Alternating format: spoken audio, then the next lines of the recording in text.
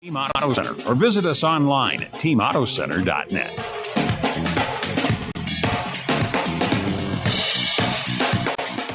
KNEB 960 AM and 100.3 FM.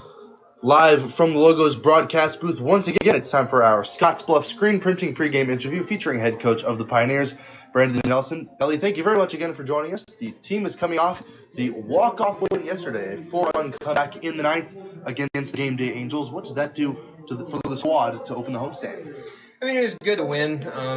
Obviously, winning is fun, so it was exciting to come back and win that game. But it's one of those where we had to we enjoyed it in the moment, but we've talked about it a little bit today. We didn't play our best throughout, and we shouldn't have been in a situation like that. But winning cures everything, as we all know. But we still needed to kind of have that conversation of we need to be a little bit better.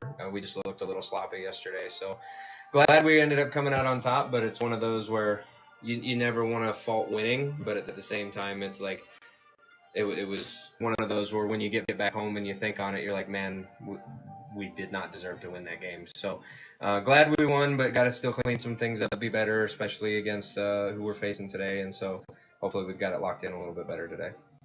Yeah, how sobering of a conversation is that to have to kind of say, hey, let's rein it in, let's think a little bit more about what we can improve upon this game? Yeah, it's not, as a coach, it's not super fun to try and damper the mood because you're not trying to, but you're also like trying to look at the big picture and say, hey, I'm really glad we won. Let's be excited about that. Winning is awesome. But at the same time, this is one of those just freak baseball moments where things just started going on our way in the ninth inning.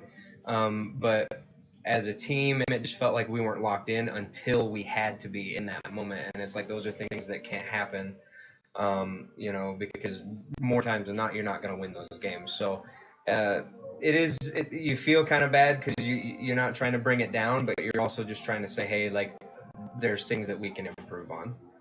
Yeah, even when the team's not their best, they've still managed to keep it close against some pretty high pedigree competition. The Liberal BJs in for the first of two at Oregon Trail Park tonight. They're a very talented team. Coach, what's kind of the game plan in entering in against these guys who have a number of Power 5 guys and just a very talented team from top to bottom? I mean, kind of the same as like when we faced Hayes. Like it's, the way that I look at it is it doesn't really matter who we face. We should play the same way no matter what. Now, obviously, that doesn't always happen, but for me and the things that I tell our guys is that, we treat everybody as if they're the best team we've ever played every day. And, that's for darn sure today. This team is really good. They're traditionally really good every year. They're good again this year. And, it's one of those games where you have to play clean baseball and you have to do the little things right in order to beat teams like this. So we have to be on our game today. A little bit of a different look in the lineup today. Aiden Orr getting a day off. The same can be said for Garrett Fisher, who swung the bat well yesterday. Why don't you run us through kind of what prompted you to make those changes today? Some of it is just, you've got a lot of guys. A lot of guys need to get playing time. Guys need to get mixed in. Ben is going to be behind the plate today, and, that's typically a spot Garrett could be in. But, Ben needs to start catching in game. He hasn't been here very long, so we got to start mixing him in a little bit more. Aiden, bat just looked a little bit slow yesterday, and that could be, the long layoff and just a little bit of rust kicking it off. He had a big hit for us, and, so I'm not taking him out because of that. It's just more like, hey, you looked a little tired or whatever it may be. So just giving, some other guys other opportunities, trying to mix in as often as I can to keep everyone as fresh as possible and locked in at the same time, which is a little bit of a challenge, but this is how we find ways to do it. All right, last question. What kinds of things are you hoping the guys will take away from the weekend, regardless of the outcome? That you got to play your best no matter who you face. That's the biggest thing is I feel like there have been moments where we have, I don't want to say played down because everybody we played is good, but it's just like haven't played to your best, maybe not been as focused as we should be. And so hopefully this weekend what I want us to come away with as a team is realizing that we can't take days off, no matter who we see, no matter what day it is, how long we've been playing. Like, you have to find a way to stay locked in from the first pitch until the last swing. And that's what I really want us to take away from this weekend. All right, Coach. Well, thank you very much for your time. This has been our Scottsbluff Screen Printing pregame interview. We see Shane and his crew at Scottsbluff Screen Printing for all of your summer and fall sports needs. More on our Platte Valley Company's pregame show, including the national anthem and the lineups, next. Are you ready to put down roots into a home you love? Hi, my name is Jennifer Ellis, and I'm a loan officer at Castle & Cook Mortgage. I've been proud to serve the great people of the Panhandle since 2015. If you're ready to make the leap into homeownership, give me a call at 308-220-0503. That's 308-220-0503. Jennifer Ellis, NMLS ID 1059626. Not all who apply will qualify. Equal housing lender, Castle & Cook Mortgage, LLC, NMLS ID 1251. What's your plan? Hi, I'm Kevin Carmody, Life and Health Producer at J.G. Elliott Insurance Center. Are you an individual needing life, health, disability, or long-term care insurance? Are you a business owner wanting to offer or enhance your group health and ancillary benefits? If so, give me a call at 308-635-2023. Together, we can build a plan that meets your needs today, tomorrow, and well into the future. J.G. Elliott Insurance Center, a Platte Valley company. You know, Floyd's Truck Center began with a single operation in Scottsbluff. Today, the company serves the trucking industry with 9 locations, and at all 9, you will find service departments with factory-trained technicians, fully stocked parts departments, and knowledgeable staff. So when you're on the road in Sidney, Cheyenne, Casper, Gillette, Rock Springs, Rapid City, Fort Pierce, or Belgrade, Montana, service and convenience are just ahead with Floyd's Truck Center. ANEB 960 AM and 100.3 FM. Well, as funny as this is to say, following the weather delay, we're just about set to get underway here at Oregon Trail Park. Game 1 between the Liberal BJs and the Western Nebraska Pioneers. So it is going to be Dallin Turner on mound for the Pios, coming off of an unofficial yet still solid outing in part of the rain out against North Platte just a little while back. The tall right-hander working from the stretch on the first base side of the rubber delivers his first pitch and a check swing and a miss to Colton Kaiser. Kaiser, the center fielder for the BJs, right-handed batter, got to speed, one of their better hitters. But the third baseman is Griffin Robinson. He is pulled in even with the baseline. The pitch and a breaking ball didn't miss by a whole lot. The count 1-1 from Dallin Turner. It is going to be Colton Kaiser, Owen May, and Walker Polk, the front three due up for the Liberal BJs. Just underway here in the first, and the 1-1 is a late swing at a ball lifted foul out of play down the right field line. 1 ball, 2 strikes. The rest of the lineup for the BJs, it'll be 4-5-6 Justin Hudson in left field, Derek Lukes the DH, and Mateo Garcia at third base. The 7-8-9 Silas Schaefer at catcher, Luke Ree in right field, and Isaac Webb, the second baseman from Arkansas. He's batting ninth. The 1-2 pitch on the way, and the breaking ball fought off foul by Colton Kaiser. Kaiser, not a towering individual, but still very well built. Strong right-handed batter. Straw-colored hair flowing out the back of his red helmet. The BJs are wearing tops, which are kind of different shades of red that are blended together and then fade to gray. At which point, the bottom part of their jersey meets up with their gray baseball pants. There's a fastball missing low from Dallin Turner. Turner making his third start of the year. A little bit of a different defense behind him, which we'll get into in just a moment. In the meantime, a 2-2 count to Colton Kaiser. Kaiser spelled K-I-S-E-R as he swings and bounces this one gently down the third baseline. Foul. It takes a glancing bounce off of the netting in front of the third base dugout. 2 balls, 2 strikes. This BJ's team is 4-0. They are undefeated in their young season, part of the Rocky Mountain Baseball League. They just swept North Platte in a 3-game series that included a doubleheader. The 2-2, breaking ball outside. Missed by about 2/3 of a foot. Colton Kaiser, a tenacious at bat to open this game. 3 balls and 2 strikes. The third baseman in a 2-strike count, Robinson, now playing back.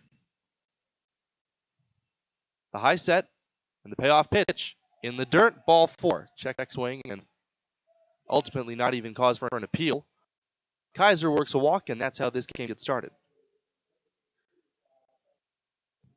Up next, Owen May. The defense behind Dallin Turner, the outfield from left to right, will be Logan Tribble, Coy Carpenter, and Isaiah Gibbs, the best arm in right field. Griffin Robinson at third base, James Lehman at shortstop, Austin Burkhoff is at second base, and Michael Asensio at first. Ben Clark, the rising freshman in the squat, putting down the signs. With the knee down, he waits for the first pitch, and it's in the dirt from Dallin Turner to Owen May. A walk allowed here in the first inning. Turner excelled at limiting those back when he was the most effective. This is his second official start of the year after appearing once in relief against North Platte in the season opening series. The one pitch is up inside. 2 balls, no strikes. Colton Kaiser, the runner at first with nobody out. Owen May batting right-handed. The shortstop today for the BJs, spelled BEE-JAYS.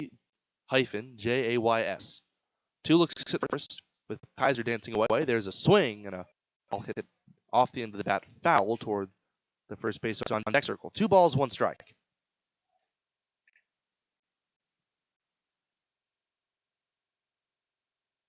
Owen May, a native of Bakersfield, California.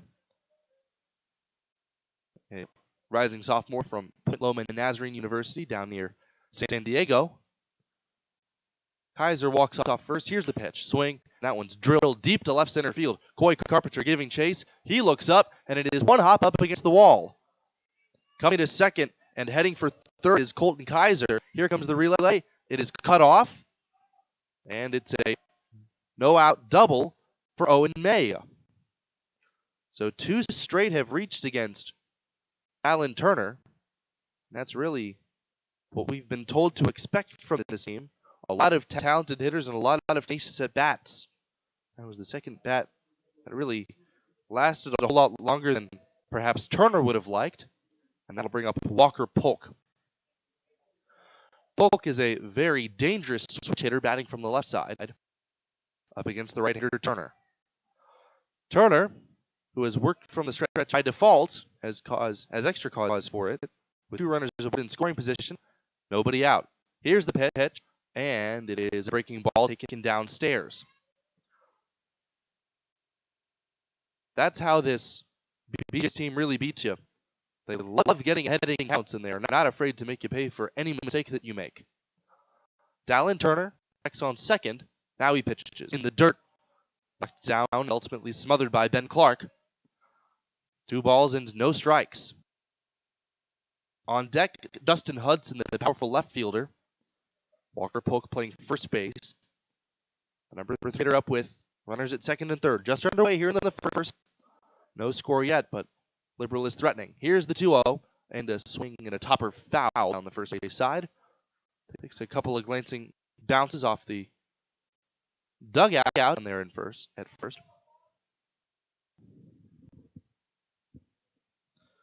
Colton Kaiser, a very fast runner, takes a walking and very conservative lead over at third base. With nobody holding, Owen May a little bit more space off second. Swing and a bouncing ball hits softly short. Charged by Lehman. He throws across the diamond to first. That's his only play, and it's in time. Colton Kaiser comes in to score, and on play, Owen May advances to third. So it's 1-0 Liberal here in the top of the first. That was a ball that Polk hit somewhat softly. Kind of a bounding ball out toward Lehman, the shortstop. Lehman's only playing his second game out there, but he made that with relative ease and took his time to make an accurate throw. Here's the first pitch, and it's a breaking ball, bounce to third. Charging in the third baseman Robinson, he throws to first after determining he had no play at home in time to get Justin Hudson. Hudson gone so quickly that I didn't even have time to introduce him as the left fielder for today. At the same time, he records the second run batted in, and now both the walk and the double have turned into early tallies for the BJs. 2-0, they lead here in the top of the first. So now it'll be Derek Lukes, the DH for today. Batting right-handed. The first pitch, a breaking ball at the knees, called to strike. Turner likes featuring that sort of curveball alongside a changeup and a sinking fastball. The 0-1 pitch is swung and fly deep down the right field line, a late swing, and it carries out of play to the BJ's bullpen. 0-2. The trend for Turner so far has been that he's gotten ahead of hitters for the most part, but he's had trouble putting them away. Colton Kaiser able to work a walk, and Owen May getting a ringing double. Both of those have become runs. There's a swing and a fly ball out towards shallow right field. Gibbs coming in, and he reaches up to make the one-handed catch, and the side is retired. 2 runs on only 1 hit and a walk for the BJs as we head to the last of the first. It is the BJs 2 and the Pioneers coming up on the West Coast scoreboard.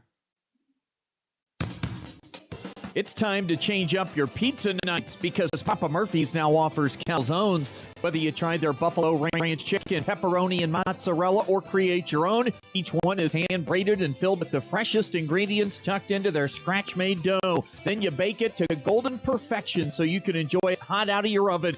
It's the perfect addition to every take-and-bake occasion. So get your hands on a calzone today from Papa Murphy's. Order now at papamurphys.com.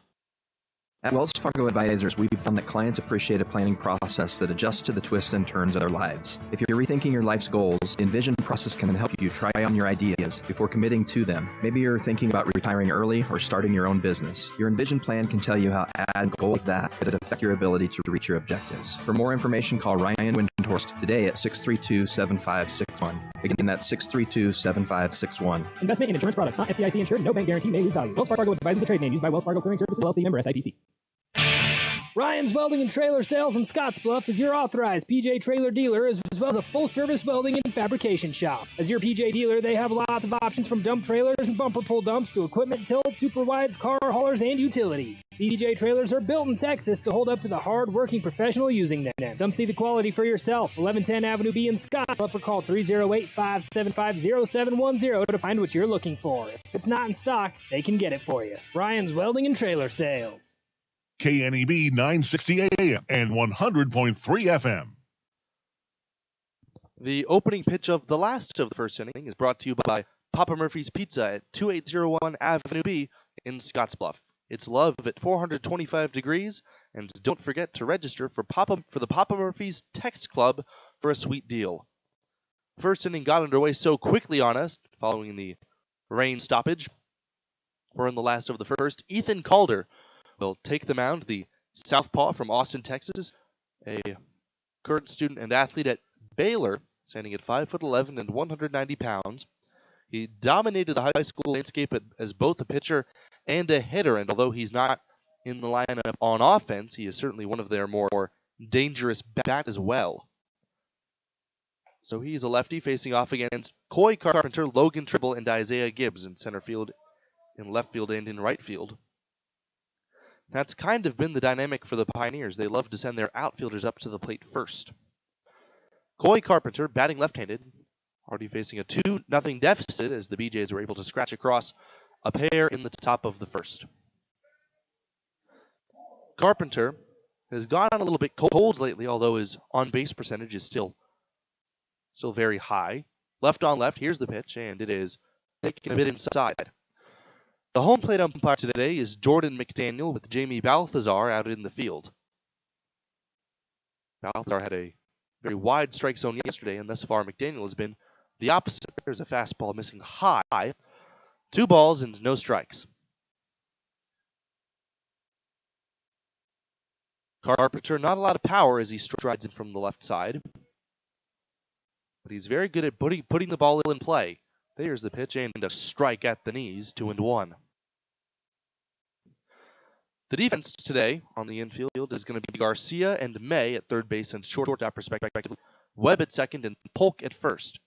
As Carpenter swings and hits a little flare out toward shallow left field, and that's going to fall in front of Hudson for a base hit. Hudson started in and then pulled up rather tentatively, and the ball only ended up dropping in a couple of feet in front of him.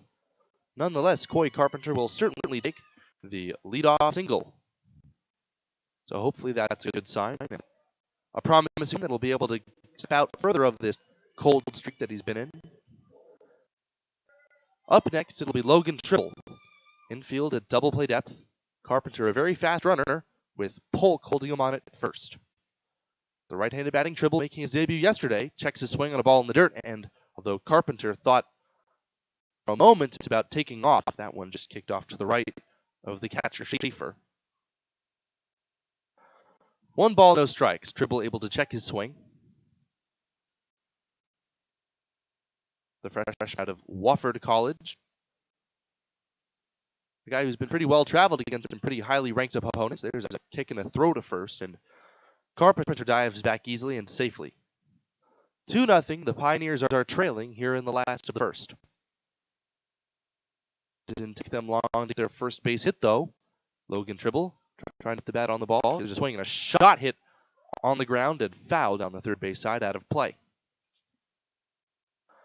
1 ball, 1 strike, the count from Ethan Calder to Logan Tribble. Isaiah Gibbs, one of the better hitters in this Pioneers lineup, he is on deck. Carpenter shuffles off at first. Calder with a little bit more ground to cover if he wants to make a throw. He's on the third base side of the river. The slide step, and there's an outside fastball over the outer half for a called strike 2.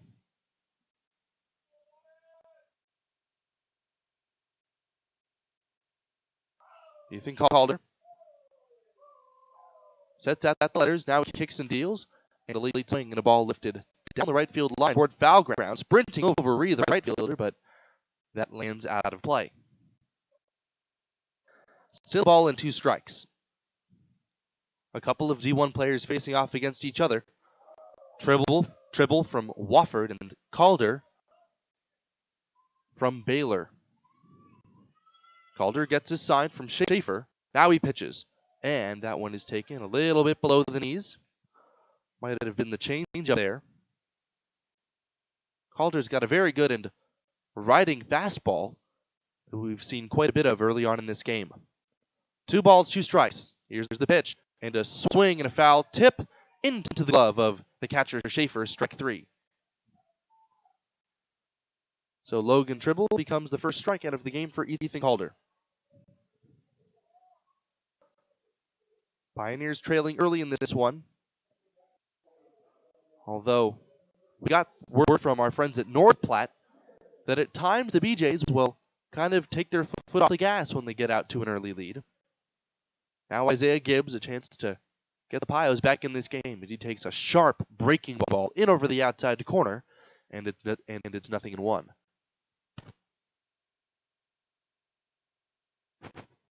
And a slide step, and the pitch on the way is swung and fouled over the netting and out of play. 0-2. Carpenter still at first after the leadoff single, 1 man out. And Fields once again playing for a pair. And a slide step and a throw to first, and Carpenter has to dive, but fortunately he's in safely. Gibbs, following the weekend off, went 0 for 3 yesterday with a strikeout and a couple of runs scored. That's the only time so far they struck out this season as he reaches for one and lines one down the right field line. That's going to be a base hit. Racing over to cut it off near the line, Ree has it. He comes up and fires it in towards second base. It is a 1-out single for Isaiah Gibbs. It is a nice piece of hitting indeed. Coy Carpenter on the play got a good read, and he advances to third. So Gibbs just kind of reached his bat out and fought one off down the right field line. Still got some good exit velocity behind it. And the Pios in business here in the last of the first, ahead of Brad Halleck. Halleck is the DH today, a fresh entrant into the transfer portal. Here's the first pitch, and a swinging strike, a fastball over the outside corner. Runners at the corners, 1 man out, 2-0, the Pioneers are trailing. The infield's playing for double play depth. Halleck, not a whole lot of speed as he's here to pitch. And Calder misses the outside corner. It's a bit low. Schaefer out of the squat down to the knees to get it. A ball and a strike. Carpenter at third, gives it first. Here in the first.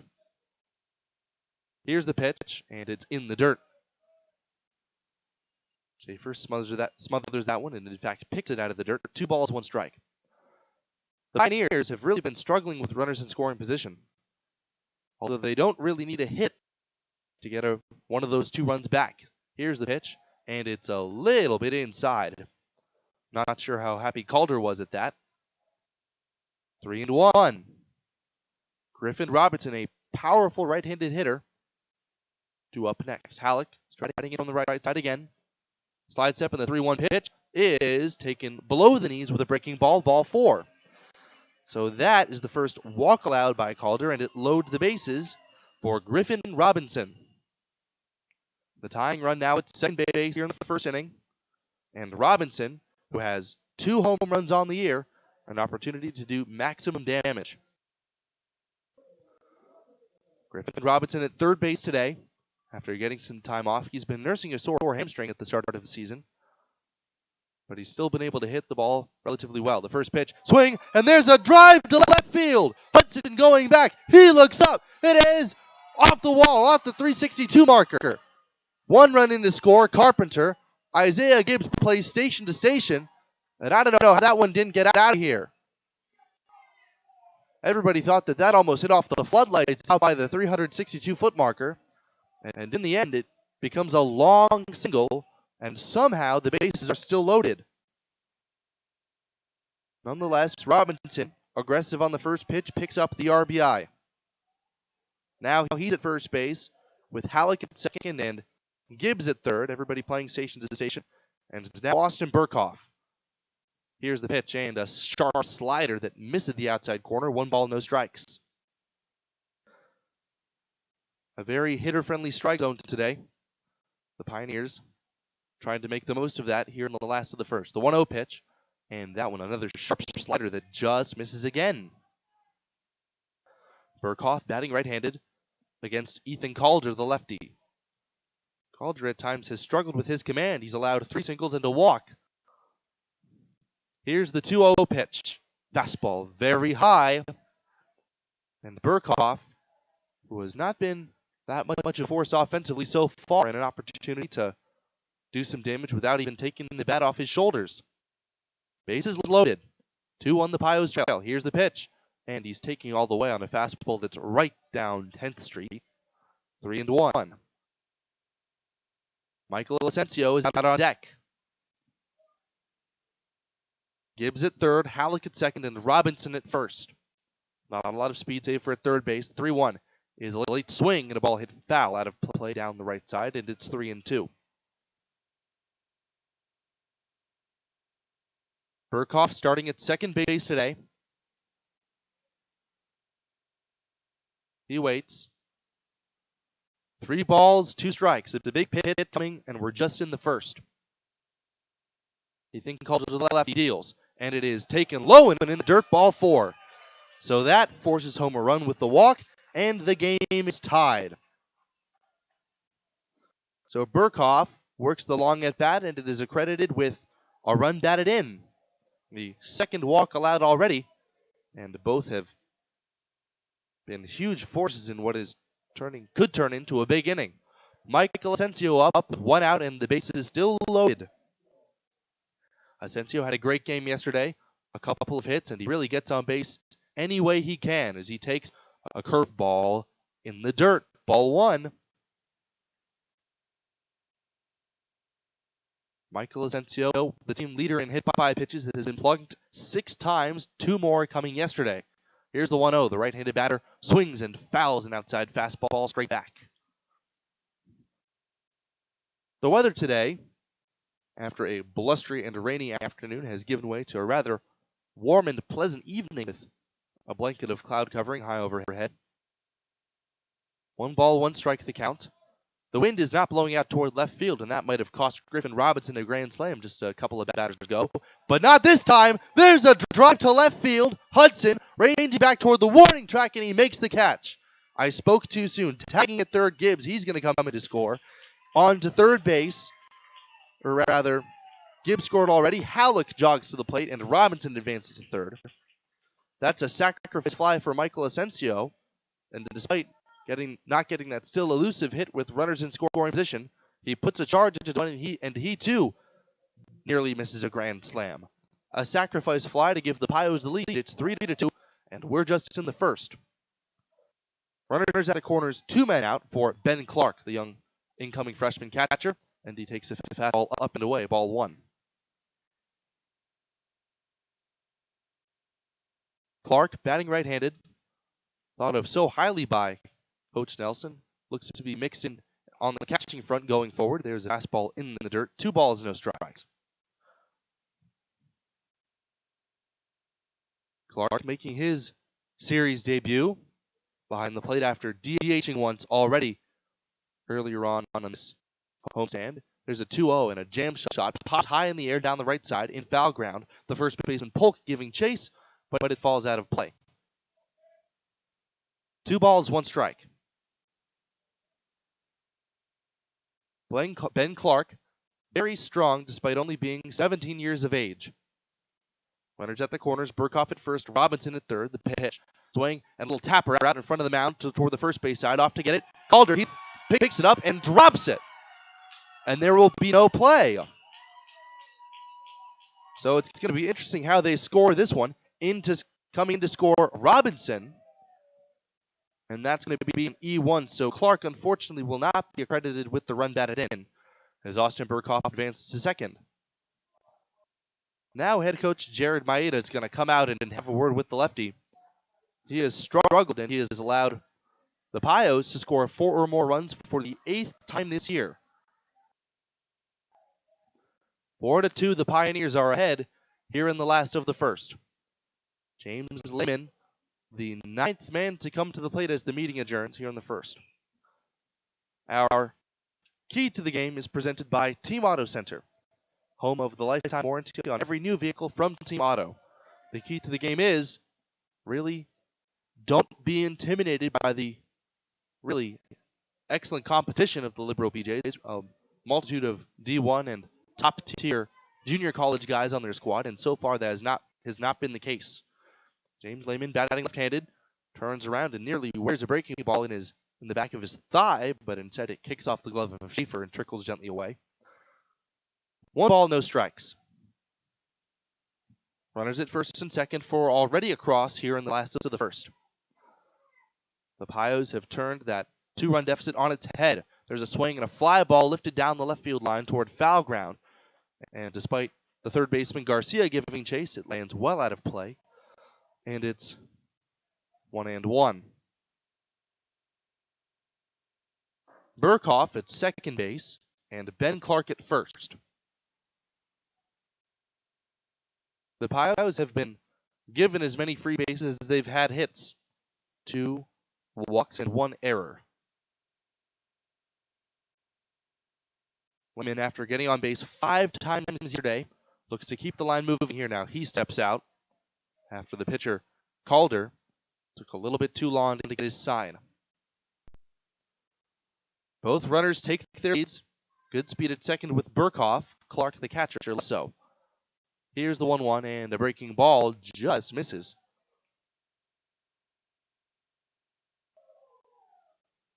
So far, Pioneers have been the beneficiaries so far. But this strike zone is shrunk down to the size of a teacup. 2 balls, 1 strike. Here's the pitch. And a little flare out toward shallow left field, racing in Hudson. And he will let that one fall in front of him for a base hit. Running third and heading home, Burkhoff, and he's going to score as the throw in is cut off. It's an RBI single. And though it was not hit that hard, it counts the same in the box score. A run comes in, and it's 5-2 Pioneers. James Lehman comes through, and he is still yet to be retired early on in this season. Now for the second bound visit, that's going to be it for the lefty Calder. 5 in to score, and runners at first and second when we come back here in the last of the first. 5-2. Pios lead it on the West Coast scoreboard. Garden Fresh Strawberry Sweetness at Perkins. You know it the moment you step in the door. Perkins Restaurant and Bakery welcomes you, and right now enjoy Perkins Strawberry Freshtival, strawberry waffles, French toast, pancakes and crepes, fresh strawberry, walnut, and grilled chicken salad, and end your meal with a piece of fresh strawberry pie. Summerman strawberries at Perkins. You come to the right place. Perkins Restaurant and Bakery. Bring your appetite. We'll take care of the rest. Highway 26 and Avenue B in Scottsbluff.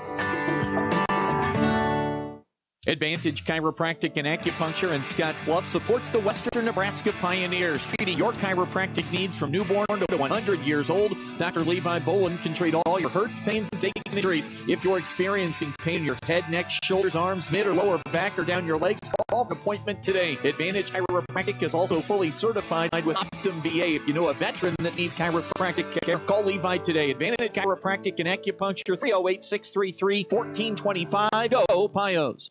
Fender bender, hailstorm, couldn't stop on the ice in time. After everyone's safe, Scottsbluff Body and Paint should be the first call you make. There isn't a better shop in the area. Our highly skilled team is experienced at performing all auto body repair and paint jobs. Stop by anytime and speak to one of our technicians, and we'll do a full inspection to show you just how little our repair services will cost you. Our work is not complete until your car is safe and you're on the road again. Call today, Scottsbluff Body and Paint, 225-6408. KNEB 960 AM and 100.3 FM. Our game stats is brought to you by Advantage Chiropractic. Dr. Levi Bolin at Advantage Chiropractic in Scottsbluff, treating all of your chiropractic needs from 0 to 100 years old. Athletes and veterans, Dr. Bolin specializes in treating your aches, pains, and injuries. Call today for an appointment and start to get back to better health. Advantage Chiropractic, 633-1425. Our game stats are that Ethan Calder only lasts 2/3 of an inning, 4 hits and 3 earned runs on 2 walks and 1 error of his own doing. And to relieve him, Jet Brown, the big and tall right-hander, against Coy Carpenter. He is the 10th man to come to the plate today, at least here in the first inning for the Pioneers. 5-2 they lead it.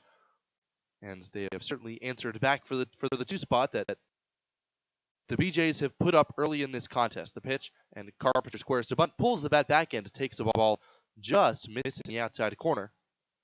Ball 1. Jet Brown from Oklahoma Panhandle State University hasn't played a whole lot this year. He checks on second. Now the pitch, and it is up and away. 2 balls, no strikes.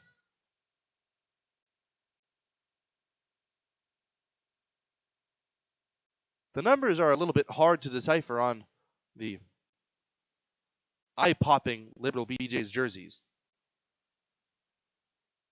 As the right-hander looks at second, now pitches. Swing a line drive into center field. That's going to be a base hit on a couple of hops to Kaiser out there. Rounding third and coming home and scoring is Ben Clark. And the line just keeps on moving. Carpenter gets his second hit this inning. And on the play, Lehman advances to second. So things just keep getting bad to worse as Carpenter picks up his first RBI and his second single already. And up next, Logan Tribble.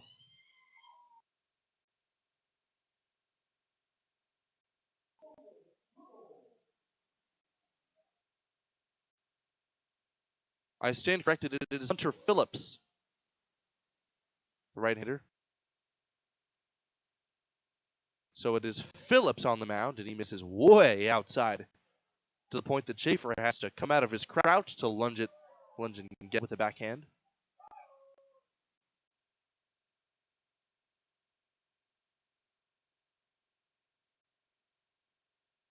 Hunter Phillips on in relief of Ethan Calder, who didn't even last the first inning. 6 across to score, and there's a swing and a chopper out towards shortstop. Owen May has it.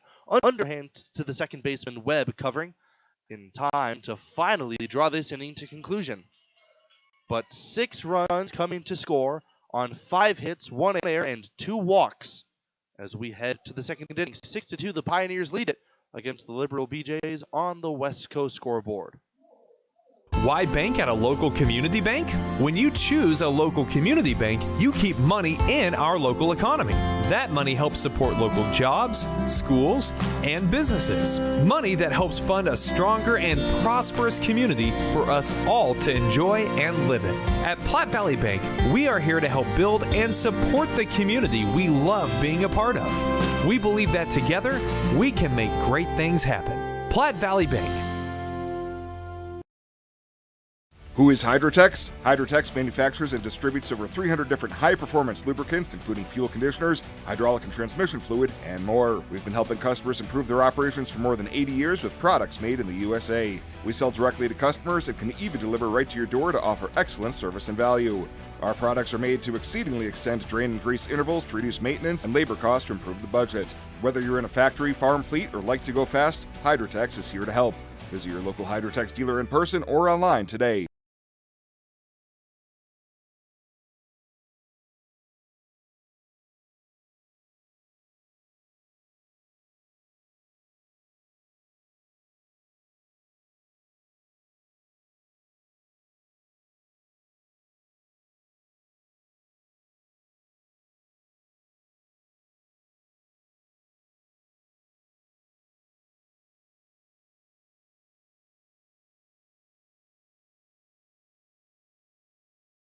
.3 FM. So we're only in the second, but already 8 runs have come across to score, 2 for the BJs and 6 for the hosting Pioneers. Back on the mound is going to be Dallin Turner up against Mateo Garcia, a left-handed batting third baseman. The pitch is a changeup missing off. Ball 1. Garcia, a tall left-handed batter with a slightly open stance. Narrow at that, and there's a strike at the knees. There have not been a whole lot of called strikes today from neither Turner nor Calder nor Phillips. It's been a very small zone. Turner looking to attack it no less, and there's a breaking ball just a bit inside. It might have helped Garcia that he turned his shoulders out of the way of that one. 2-1. The right-hander Turner deals, and a strike on the outside corner. Garcia with a couple of words exchanged with the home plate umpire McDaniel, and it's 2-2.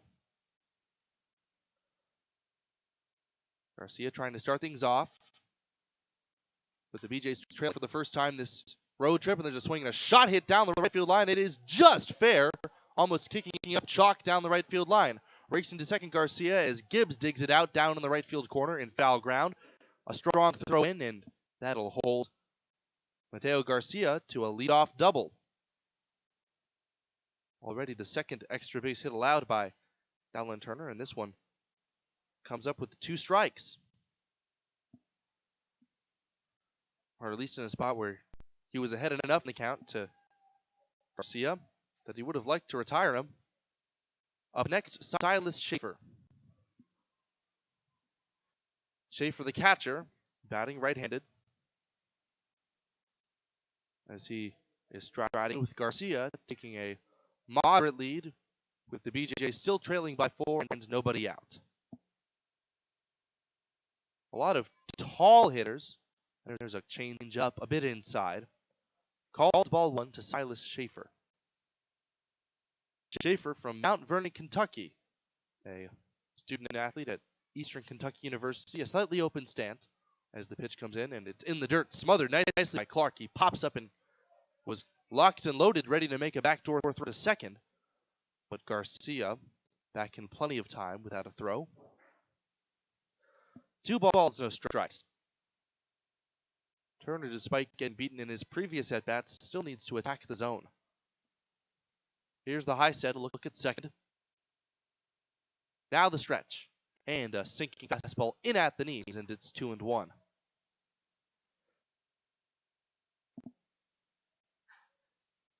Garcia started this thing off with the double, and then Silas Schaefer, the man up, followed by Luke Reed and Isaac Webb. The kick and pitch, and Turner gets a called strike at the knees, another sinking fastball about knee high. 2-2. 6-2, the Pioneers leading here in the top of the second. Turner sets, checks on second twice. Here's the pitch. Curveball. That one missed by a whole lot, a couple of inches off the black at most. And it's 3-2. Schaefer has displayed good command of the strike zone so far. Dallin Turner, the right-hander for the Pios, trying to do the same. He checks on second. Now his payoff pitch is off the outside corner, ball 4. So both of Turner's first 2 frames have begun with some order of a walk and a double. Now 2 runners aboard for Luke Rhee.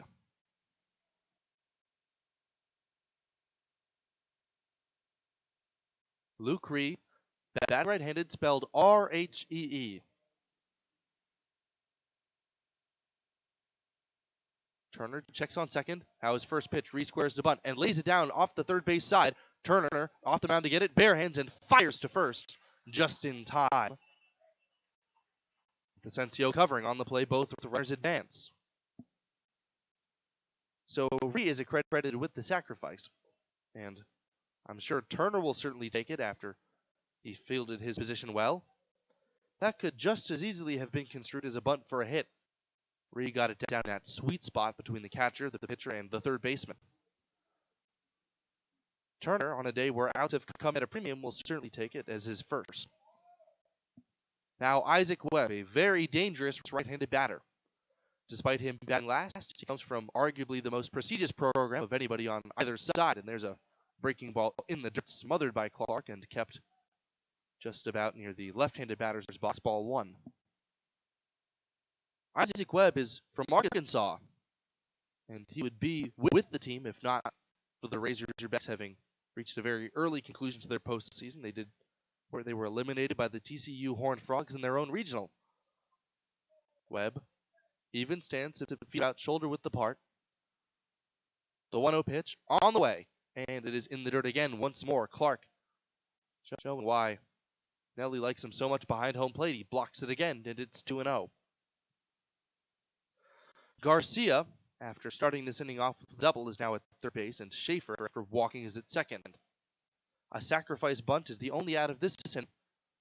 6-2, the Pioneers are leading. Here's the pitch on the way. Swing and a chopper out toward shortstop, going back on the ball to get Lehman.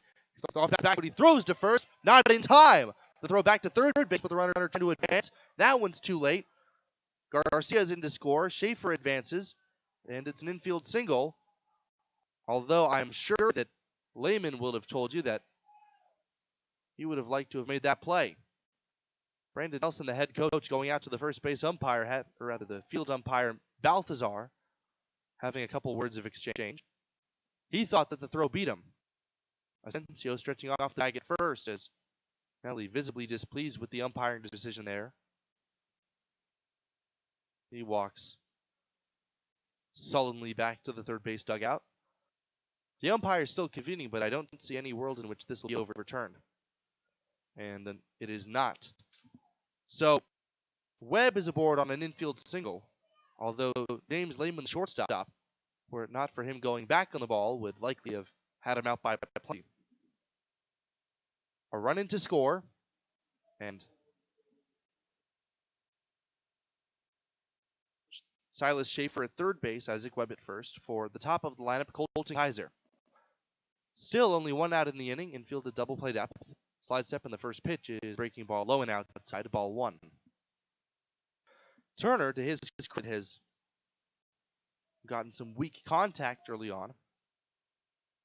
The exception being that double to start off this frame, and the one before that by Owen May. The 1-0 pitch is in the dirt. The runner from first takes off. Clark snaps throw to second. The tag, he did not slide, and he is out. That was an awkward way that Webb took off and tried to get his way into the second base bag. He didn't slide. He kind of lunged forward with his left foot. And after the block, a snap throw and a very accurate one by Ben Clark. And that's a big out, number 2. What a play by Ben Clark. Runner at third, 2 men out, 6-3 Pios. And there's a ball missing inside. 3 balls, no strikes to Colton Kaiser.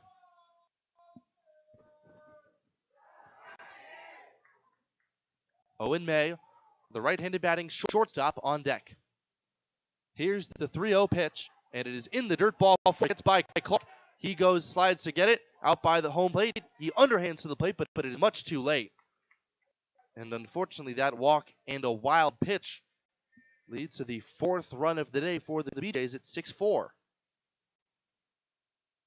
That was not a very good miss from Turner. And although Clark will probably say he should have been able to block that ball and prevent the run from scoring, he was unable to do so. So now a runner at first in what is now a 6-4 ball game. The BJ is able to cut it in half. Here's the first pitch, and it is in the dirt, smothered again by Ben Clark, who has really been playing a seasoned catcher despite it being his season debut behind home plate.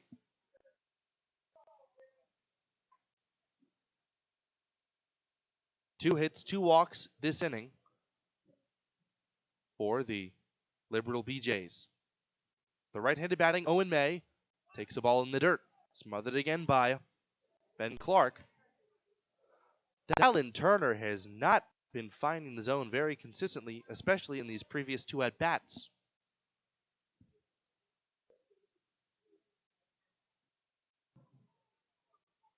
Here's the set, about shoulder height, as Turner kicks and deals. There's a snap throw to first after the ball is taken in the dirt, and a dive back safely by Kaiser. He's in ahead of the throw. 3-0. Owen May up with Walker Polk, the dangerous switch bat, lurking in the on-deck circle. Here's the 3-0 pitch, way inside and low ball 4. It takes a nasty hop in the dirt in front of home plate and skips away from Ben Clark to the backstop.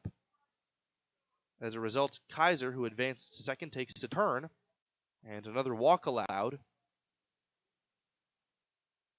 by Dallin Turner. That prompts a visit from the pitching coach, Tyson Ellis.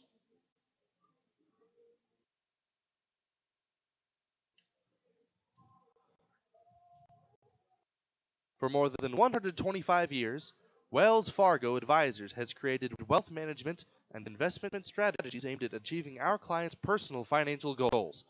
Call Ryan Windhorst at 632-7561. Together, we'll go far. Wells Fargo. 6-4 the score as the mound visit between Clark, the catcher, the pitcher, Turner, and the pitching coach adjourns. And now the tying run is aboard at first base for Walker Polk, who is certainly a guy who can do a lot more damage than just that one swing. Polk today has bounced out to the shortstop Lehman. He's 0 for 1. Here's the pitch, and he takes us a strike, a good sinker in at the knees. And not only has Turner found the zone, but he has done so with the quality offering. 0-1. Kaiser at second and May at first. The 3-hole hitter, Polk up, and he takes the ball in the dirt. That looks like the changeup. Once more, Clark does an excellent job of getting in front, keeping both runners at bay. 1 ball, 1 strike.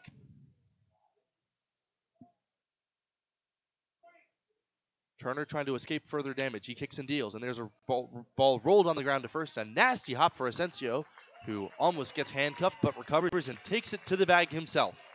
Out number 3. So Walker Polk, the most dangerous man in the BJ's lineup, he has set down 2 straight times, but not before 2 runs come across to score to make the 6-4 ball game. 2 runs, 2 hits, and 3 walks allowed by Dallin Turner. We head to the last of the second. 6-4, the Pios lead it on the West Coast scoreboard. Why not show it off? You take pride in your business, your team, your customers. Why not show it with help from Scottsbluff Screen Printing and Embroidery? Custom banners and flags are tremendous promotional tools, but they can also help you out with pins, magnets, koozies, and just about anything you can think of. If you have it in mind, Scottsbluff Screen Printing has many great options. They also build custom trophies, plaques, medals, and more. If you can say it, they can print it. Get in the zone with Scottsbluff Screen Printing, 1813 Broadway, Scottsbluff. What's your plan? Hi, I'm Kevin Carmody, Life and Health Producer at J.G. Elliott Insurance Center. Are you an individual needing life, health, disability, or long-term care insurance? Are you a business owner wanting to offer or enhance your group health and ancillary benefits? If so, give me a call at 308-635-2023. Together, we can build a plan that meets your needs today, tomorrow, and well into the future. J.G. Elliott Insurance Center, a Platte Valley company. Look like a team, work like a team with professional uniforms from Ideal Linen and uniforms. Shirts, pants, coveralls, lab coats, scrubs, cook shirts, aprons, and much more. Ideal also offers flame-retardant garments and feature the Ideal Connect tracking system. So when your uniforms are sent for laundry service, they will be tracked and returned professionally, cleaned and pressed. For a free quote and to see our entire line, go to ideallinen.com or stop by 506 South Beltline Highway in Scottsbluff. Locally owned and operated for over 100 years. KNEB 960 AM and 100.3 FM. Last half of the second inning, the Pioneers up against the right-hander Hunter Phillips. He returns to the mound for his second inning of work as he winds and throws to the right-handed batting Isaiah Gibbs, and he takes a breaking ball that floats in there for a strike. Gibbs had a very nice at-bat at his first time up, a single the other way off of Ethan Calder. Here's the 0-1, and a breaking ball high and tight brushes Gibbs back. If he had turned his shoulders instead of kind of leaning out of the way of that one, he would have easily worn that one. Nonetheless, a very difficult out. Isaiah Gibbs in the box, righty on righty. The pitch is swung and lifted out of play foul down the right side, and it's 1-2. Gibbs, Halleck, and Griffin Robinson, the 3-4-5 hitters, due up for the Pioneers. Phillips, working from the windup, winds and he throws, and Gibbs takes a slider way outside, although he leaned out over the plate to the point that he thought about protecting it.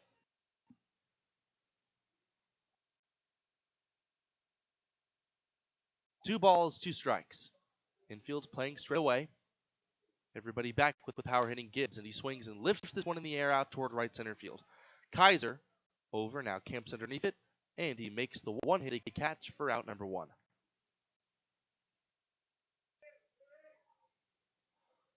So, for the first time in any of the first four half innings, the leadoff man has been set down. Up next, Brad Halleck. Halleck walked and scored, so he's still been able to contribute despite going 0 for 4 yesterday with a walk, and he takes a strike on the outside corner with a slider. Hunter Phillips has done well at picking up the slack after Ethan Calder was only able to go 2/3 of a frame, allowing 6 to score. Here's the pitch, and a strike. A fastball over the inside corner, 0-2.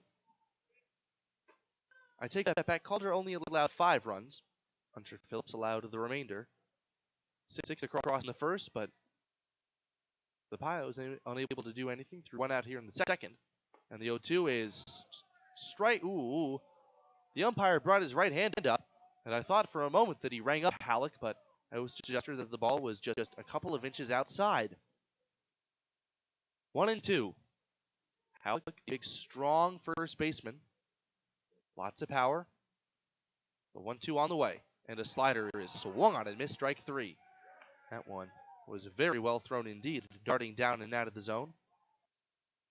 First strikeout for Hunter Phillips, and 2 are gone for Griffin Robinson.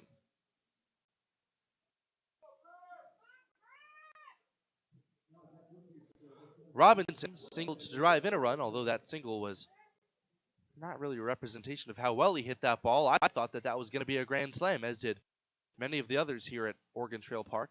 And he takes a slider in at the belt for a called strike. That one was right down the middle. Robinson aggressive on the first pitch against Calder. Let that one go by, and Phillips, anticipating a first pitch swing on a fastball, gave him a breaker. Here's the 1-strike offering, and it is sharply hit on the ground and through the left side after Owen May was unable to come up with it on the backhanded stop. A base hit. That one was really smashed. Robinson scalded that one, and he's aboard with his second single.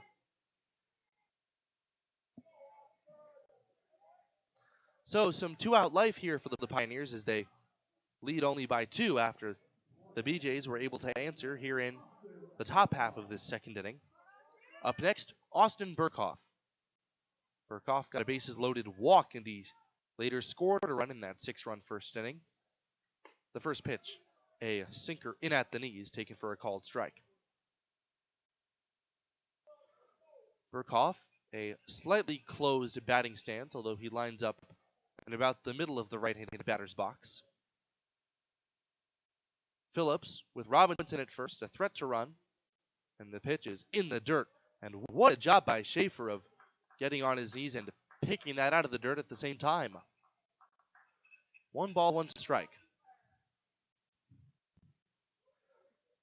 The infield is shaded a bit up the middle, despite it not being a double play situation with 2 men out.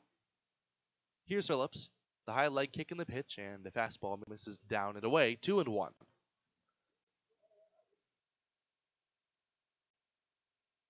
Austin Burkhoff, the middle infielder, trying to ramp up production a bit from the heart of the lineup after they went 2 for 12 collectively, the 4, 5, and 6 yesterday. Robinson shuffling off of first. Here the 2-1, and that one is reached for and missed. A fastball off the outside corner, and I'm not sure what Burkhoff thought he was going to be able to do with that. That was the swing of somebody who made up their minds before the ball even left the pitcher's hand.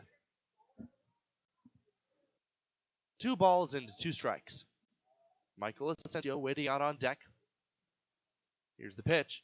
And a ball hit very gently out toward the shortstop. Charging in May, gloves it, and he throws offline to first, and the ball pops out of the glove of Polk, who tried to swipe a tag on Burkhoff. That's going to be a ball that allows Burkhoff to reach base and Robinson to advance to second. That one was hit very softly, right off the end of Burkhoff's bat. And they're going to give him an infield single. May came charging in, and he reached out to glove it despite the ball moving very slowly on the long infield grass. And I do think that in the end, is what cost him. Base hit number 7 already. And now Michael Asensio. Robinson at second, Burkhoff at first.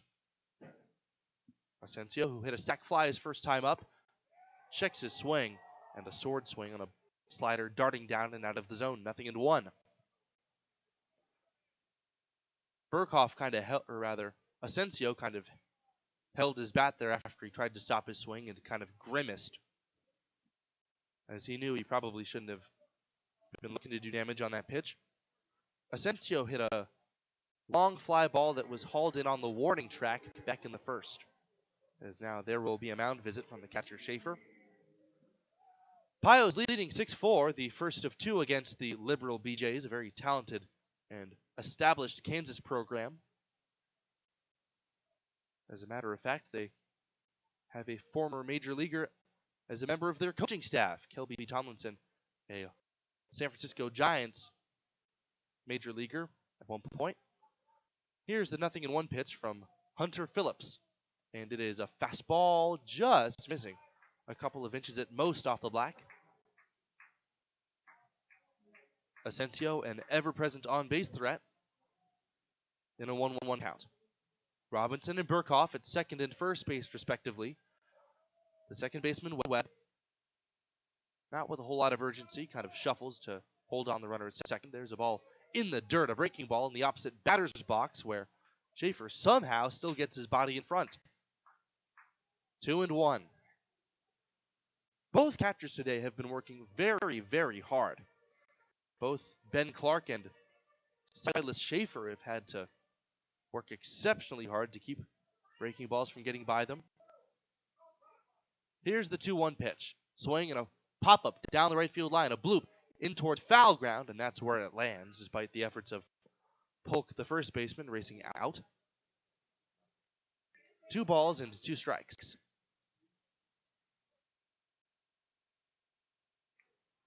Asensio came up with the bat that snapped the Pios over with runners in scoring position. And he hit a sac fly to do his job with the bases loaded his previous plate trip. Looking for his first official at-bat. Open stance, the big, strong right-handed batter.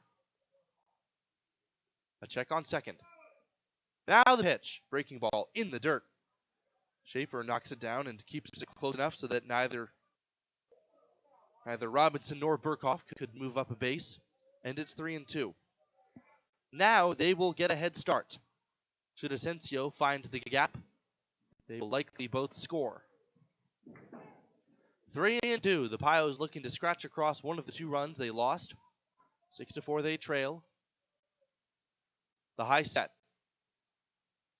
Phillips The kick. There go the runners. The pitch. And a fly ball hit foul down the right side out of play. So the runners will have to catch their breaths and retreat. 3-2. Ben Clark, the incoming freshman catcher, waiting out on deck. Asensio back in the box against Phillips. Phillips looks in. Now sets and comes to a stop at the letters.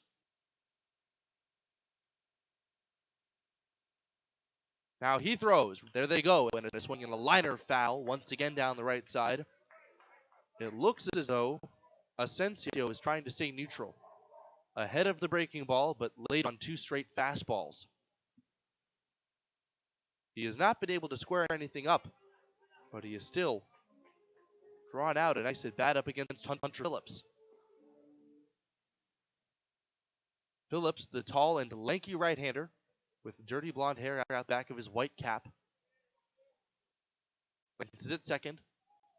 Now the payoff pitch end. Swing and a line drive into right field. A low liner for a base hit. Racing to third and heading home, Robinson. Here comes the throw. It goes to third base. It is not in time. Robinson in to score. Burkhoff advances to third base. Michael Asensio comes through again. His second run batted in makes it 7-4 Pioneers. That was a huge at-bat. He worked the count full, spoiled a couple of tough pitches that weren't in his sweet spot, and then he just smoked one, a low liner through the right side that took a couple of skips off the dirt before finding its way into right field. Bree, the right fielder, fired towards third base, and despite a close play, he was unable to get Burkhoff. And now Ben Clark. Runners at the corners, 2 men out, 3 straight singles with 2 gone for the Pioneers. Here's the pitch, and a strike. A breaking ball over the outside corner. Ben Clark, who reached on an error his last time up, one of the few that the BJs have made on this road trip. They played a very fundamentally sound baseball against North Platte, and there's a swing and a softly hit roller out toward third base. A tough hop for Garcia. He throws across his body to first in time for out number 3. So Ben Clark unable to cash in with a couple of runners on base and 1 in scoring position, but Michael Asensio gets another base hit that the Pioneers have desperately needed over the past couple of games. A run on 3 straight singles and 1 man left on base. We head to the 3rd inning. 7-4, the Pios lead it on the West Coast score.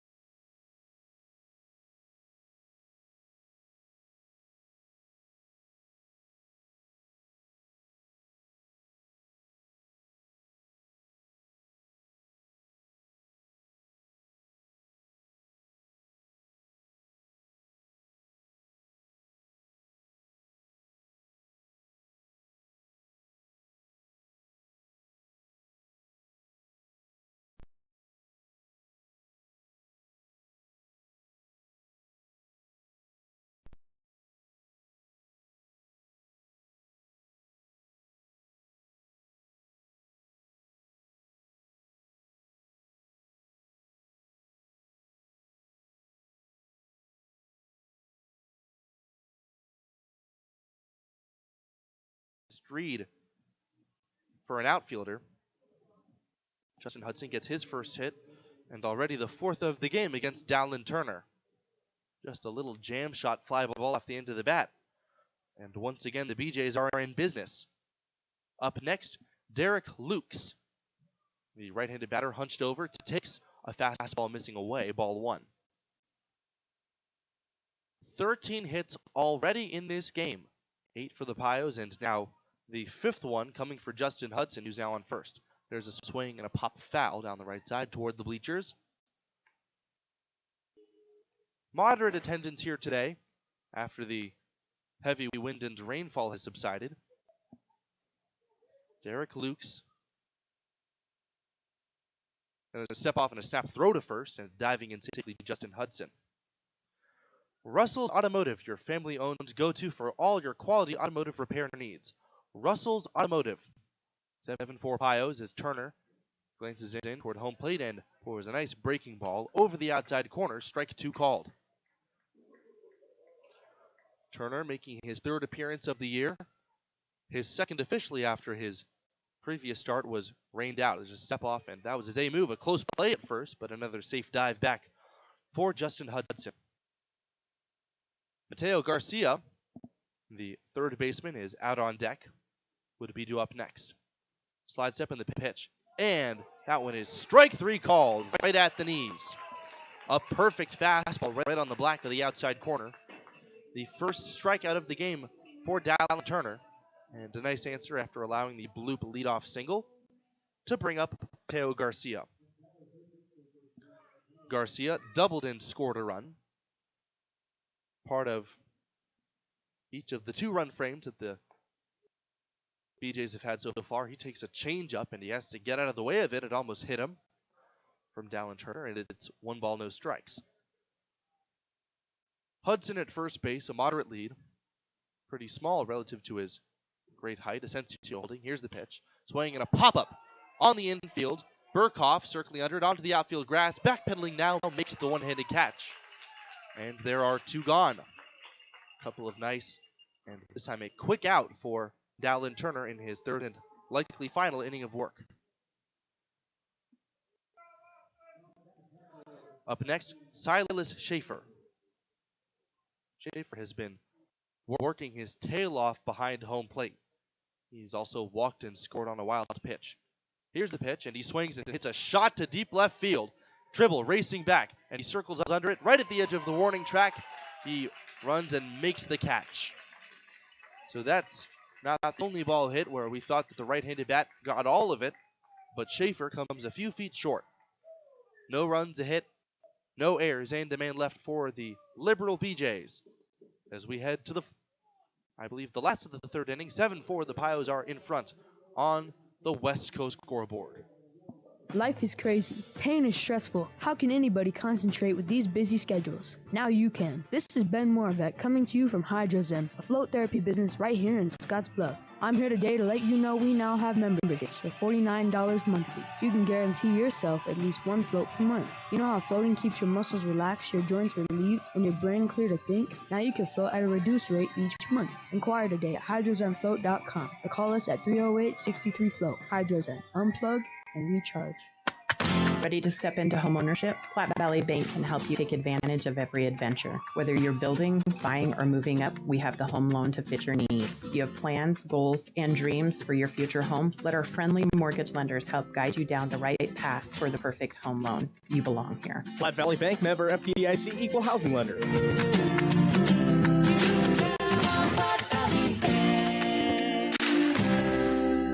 Community banking for you. Ryan's Welding and Trailer Sales in Scottsbluff is your authorized PJ trailer dealer, as well as a full-service welding and fabrication shop. As your PJ dealer, they have lots of options from dump trailers and bumper pull dumps to equipment tilts, super wides, car haulers, and utility. These PJ trailers are built in Texas to hold up to the hard-working professional using them. Come see the quality for yourself. 1110 Avenue B in Scottsbluff, or call 308-575-0710 to find what you're looking for. If it's not stock, they can get it for you. Ryan's Welding and Trailer Sales. KNEB 960 AM and 100.3 FM. So Hunter Phillips is back on the mound for the Liberal BJs. They have been shut down for the first time as Dallin Turner, in what was likely his final inning of his day, he ends it on a high note. And now Hunter Phillips will try to right the ship after allowing 1 in his previous inning of work, and it is 7-4. The Pioneers are leading. Contact Jennifer Urdialis, your local 5-star lender with Castle and Cook Mortgage, for a simple, friendly, and fast loan process for your home purchase or refinance. Contact Jennifer today. Castle and Cook Mortgage, the key to your castle. 9 1-2 hitters due up for the Pioneers. James Lehman, Coy Carpenter, and Logan Tribble. Lehman batting left-handed. He singled to drive in a run his previous time. He's made an immediate impact despite it being only his second game in a Pios uniform, and he takes a sinking fastball for a strike on the outer part of the plate. The Pios, leading 7-4, are coming off a victory last night, an unexpected walk-off frame, and there's a pitch missing up high. That was against the Game Day Angels, the team with whom they will lock swords in the final game of this 4-game homestand. 2 games against the Liberal BJs, game 1 being played right now in between those bookends, and there's a swinging strike 2 on a slider down and in on the hands of Lehman. 1 ball, 2 strikes. Lehman, who's been a very tough out, got on base 5 times yesterday and still has not been retired in a Pioneers uniform. Now the 1-2 pitch, and there's a swing and a ball fouled off toward the left side, out of play, 1-2. Coy Carpenter readies himself. He's on deck. Lehman trying to start this inning off with a walk or a knock. Here's the slow windup from Phillips, and the 1-2 pitch is a little bit outside. It looked for a moment that Jordan McDaniel, the home plate umpire, was about to get into his called strike 3 motion. Fortunately for Lehman, he gets another shot. The slow windup, and Phillips delivers the 2-2, and a big swing, the ball nicked foul. James Lehman kind of pulled his head out and almost lost sight of the ball as it came in, yet he still made good contact. Good contact being good enough to keep him in the batter's box, 2-2. Here's the pitch, and it is taken, called, strike 3 at the knees.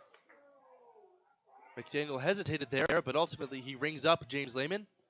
3rd strikeout of the day, and the first looking for the Pioneers.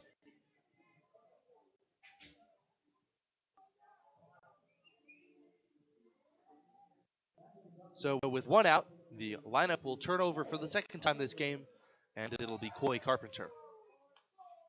Carpenter thus far, as he strides in and checks his swing on a pitch that misses a bit high apparently. Not quite sure where that missed. Carpenter has snapped out of his 1-for-11 slump rather emphatically with a couple of singles, a run scored and a run batted in. Both at bats coming in the first inning. There's a ball missing a little bit outside. Carpenter, who really has a great idea, a veteran eye of the strike zone. 1 ball, 1 strike. Here's Phillips pitching, and a swing and a miss over the top, a sharp slider, as it's 1-2.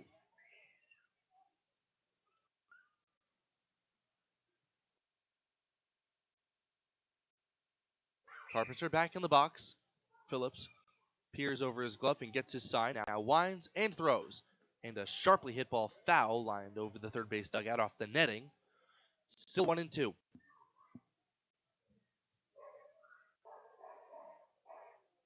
The Liberal BJs trying to retire the Pios in order for the first time. 1 gone, nobody on for Coy Carpenter. Here's Phillips, and that one is taken up and away, a check swing. And no appeal down to first base. 2-2 to Coy Carpenter. Carpenter, who has led off just about every game he started for the Pioneers and played center field. Here's the 2-2. Inside, it nearly got a piece of Carpenter. In fact, I do think that Carpenter, if he looks back and appealed that the ball hit his shirt, would have had a good case. Nonetheless, he's in the box. A long at-bat against Hunter Phillips. Infield's playing back, despite Carpenter not having a whole lot of power. Here's the pitch. Swing and a ball popped down the left field side. Foul.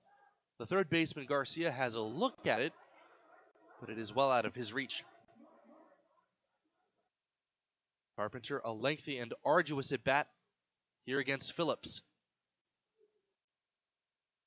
Logan Tribble on deck would be next.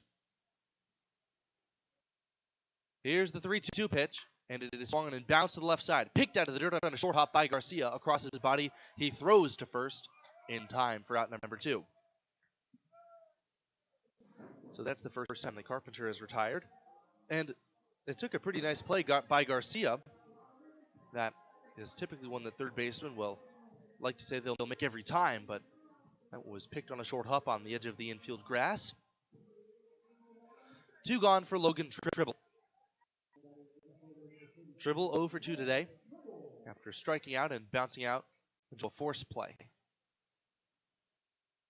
Batting right-handed, slightly open stance. Here's the pitch and a strike taken on the outside corner. The Liberal BJs on an undefeated stretch as part of their lengthy road trip. They swept North Platte in 3 games earlier on, and there's a ball a little bit upstairs and perhaps outside, 1-1. The BJs have yet to be saddled with their first loss, and they trail 7-4 here in the last of the third. The windup in the pitch is a strike. 1-2.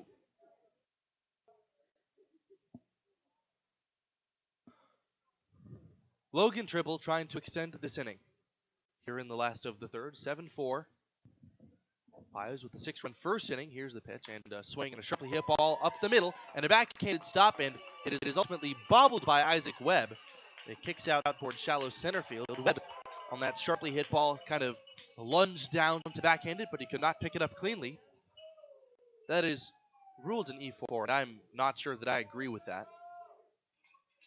But nonetheless, Tribble reaches. The second error of the game for a team that ordinarily plays some very fundamentally sound baseball. That'll go in the empirical category of a forced error. Tribble at first, and now Isaiah Gibbs takes the ball down and away. Ball 1. Gibbs singled and scored in the first, and he flew out in his previous trip.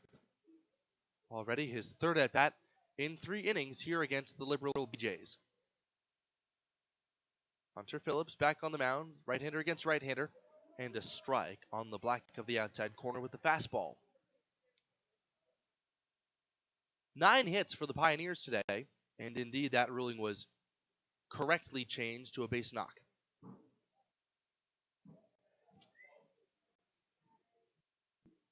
Here's Phillips pitching, and a check swing, and although it appears that Gibbs held up, that ball was taken off the plate.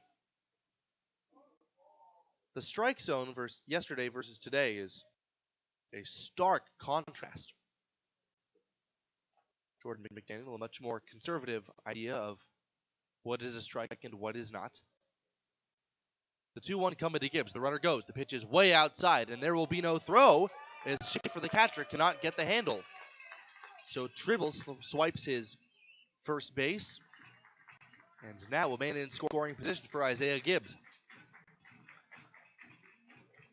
The Pios an opportunity to score for the 3rd straight inning. Tribble leads away from second. Gibbs in a hitter's count, 3-1. Brad Halleck is waiting on deck. A look at second. Here's the pitch, and a swing and a bouncing ball down the third base line. It is a foul ball.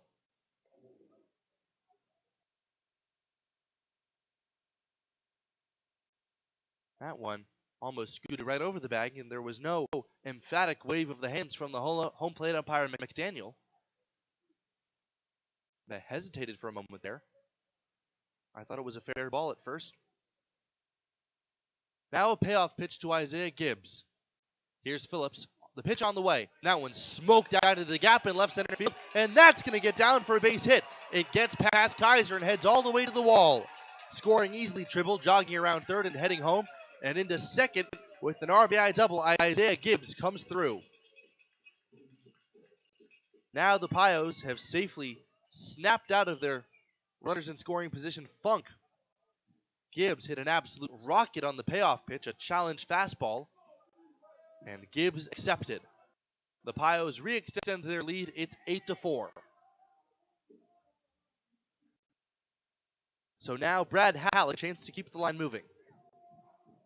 Another notable thing about the previous two frames, the Pios have had the first two men retired in each of the past two frames, and they have scored at least one run. One in the second and one so far in the third, and a chance for more. Halleck, holding his hands away from his head in the right-handed batter's box, takes a strike at the knees. 0-1. Halleck 0 for 1 with a walk, a run, and a strikeout. Trying to snap out of a growing funk for himself. The right-hander standing a little bit more upright than he did in his previous trip, perhaps trying to make some adjustments and not trying to cover the outside pitch too much. Here's the pitch, and he swings and fouls one over the netting out of play, 0-2. The Pioneers have scored in each of the past three frames, 6 in the first, 1 in the second, and 1 in the third. Griffin Robinson out on deck as Halleck waits. Halleck in even stance. To set out the letters, and Phillips kicks and deals. And it is taken a little bit outside, 1-2. That's a pitch that Halleck really has to try to lean over and cover. Most of his offensive output comes when he barrels balls pull side. Halleck trying to turn one around. He's got a lot of power, but he's yet to hit a home run here this year. A look at second. Here's the pitch, and a swing and a shot hit through the right side, a base hit. It got to the right fielder, Reed, very quickly, rounding third and heading home. Here comes the throw to the plate. It is too late. Isaiah Gibbs round third and scores. An RBI single for Brad Halleck. And the Pios continue to open up the throttle against the BJs. It is 9-4. Way to keep the line moving, Brad Halleck. The third straight hit this inning, and the second straight run scored. Now the Pios are really clicking. 9-4 they lead, and now the home plate umpire of all people is having a word with Hunter Phillips. I didn't see what happened after the play. Perhaps he was chirping at somebody that the umpire didn't like. The head coach for the BJs, Jared Maeda, wanted a word with the umpire, and he still wants some clarification as to what exactly happened there.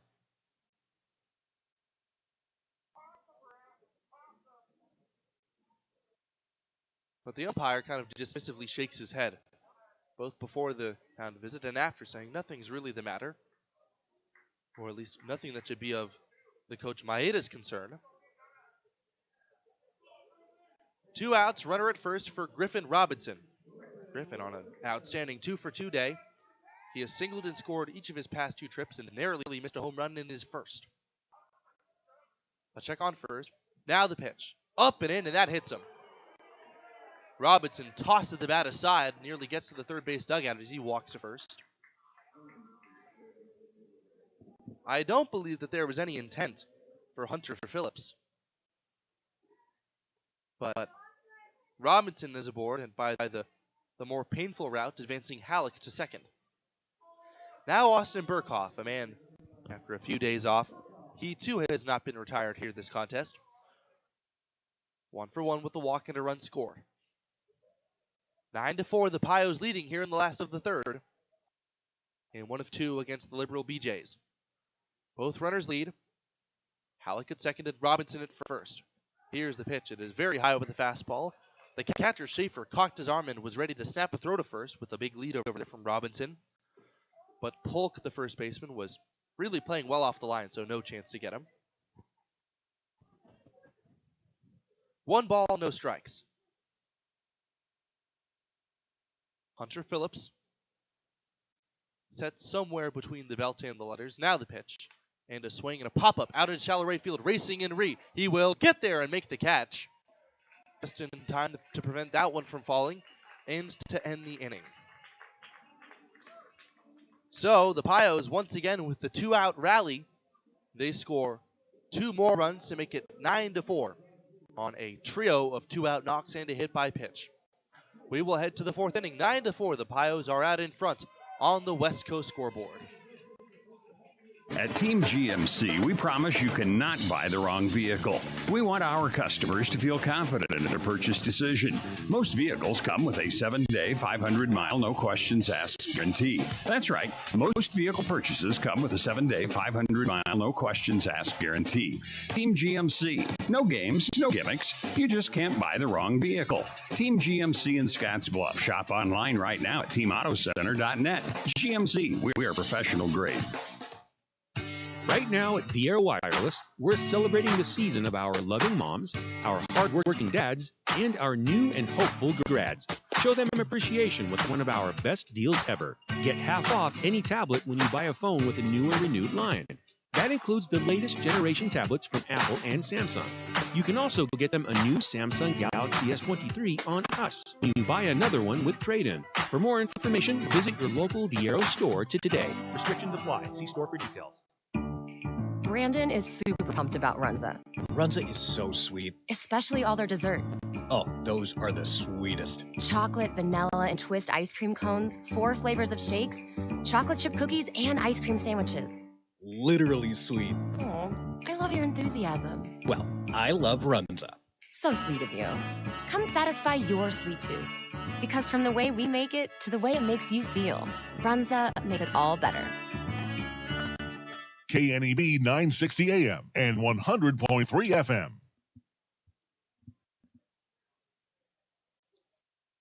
A 9-4 ball game here at Oregon Trail Park, live from the Logos broadcast booth. My name's Carson Trail, and a little bit of an unexpected turn of events here. Dallin Turner is back on the mound to face Luke Ree, Isaac Webb, and Colton Kaiser, at least one of the three, as he pours in a fastball taken for a strike.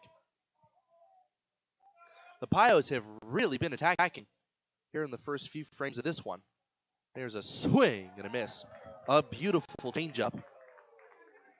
And he really pulled the string on the right fielder, Luke Ree. No balls, 2 strikes. Turner way out in front. Here's the pitch. And it is reached for and hit gently foul.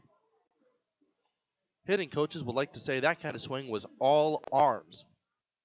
Luke Ree kind of casted his bat out like it were a fishing rod. And he just did get a piece. Still 0-2. Turner trying to get another shutdown inning. And a breaking ball in the dirt. Sliding over to get it on his knees. Clark manages to keep it in front, but no swing makes that point moot.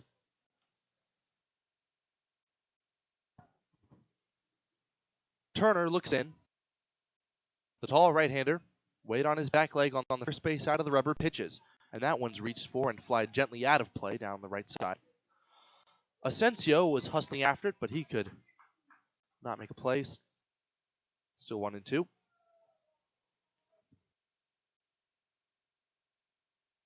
Eight, 9-1 hitters for the Liberal BJs. Here's Turner's 1-2. And it is a check swing on the ball in the dirt. The runner took off for first base, and that was very clearly a swing. And that is a strikeout. A little bit strained. It was like the runner took off for first before there was even an appeal. That kind of says a little bit about the kind of swing that you thought you took. Or at least that erases room for any doubt. A swinging strike 3, and no need for the putout as the ball never reached the dirt. Only the second punch out of the day for Turner, but he has gotten progressively better through the past couple of frames. Now the first pitch to Isaac Webb is shot out into the gap in right center field, and that's going to get down for a base hit. It skips right past Isaiah Gibbs and heads out toward the wall. The center fielder Carpenter picks it up, rounding second. Isaac Webb, he is heading for third. The throw comes in on one hop. It is much too late. A stand-up triple for Webb, his second hit of the day. And the BJs are now once again in business. Boy, what an excellent piece of hitting. That was a high fastball, and Webb just went right with it. It was absolutely smoked.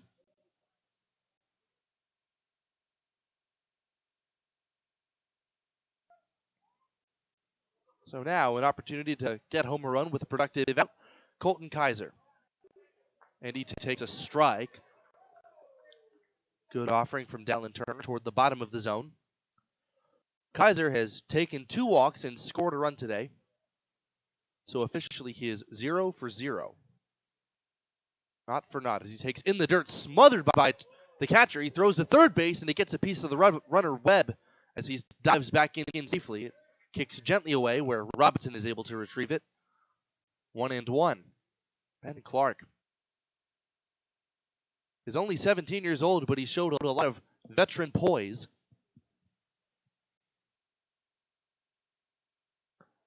Keeps it in front for now. Dylan Turner, who's already made a wild pitch to allow a run to score, trying to avoid that same thing from happening. The 1-1. Curveball, there's a line drive toward left field, and coming in to play it on a bounce, Logan Tribble, that's a base hit. Jogging home from third, Isaac Webb comes in to score on an RBI single for Colton Kaiser.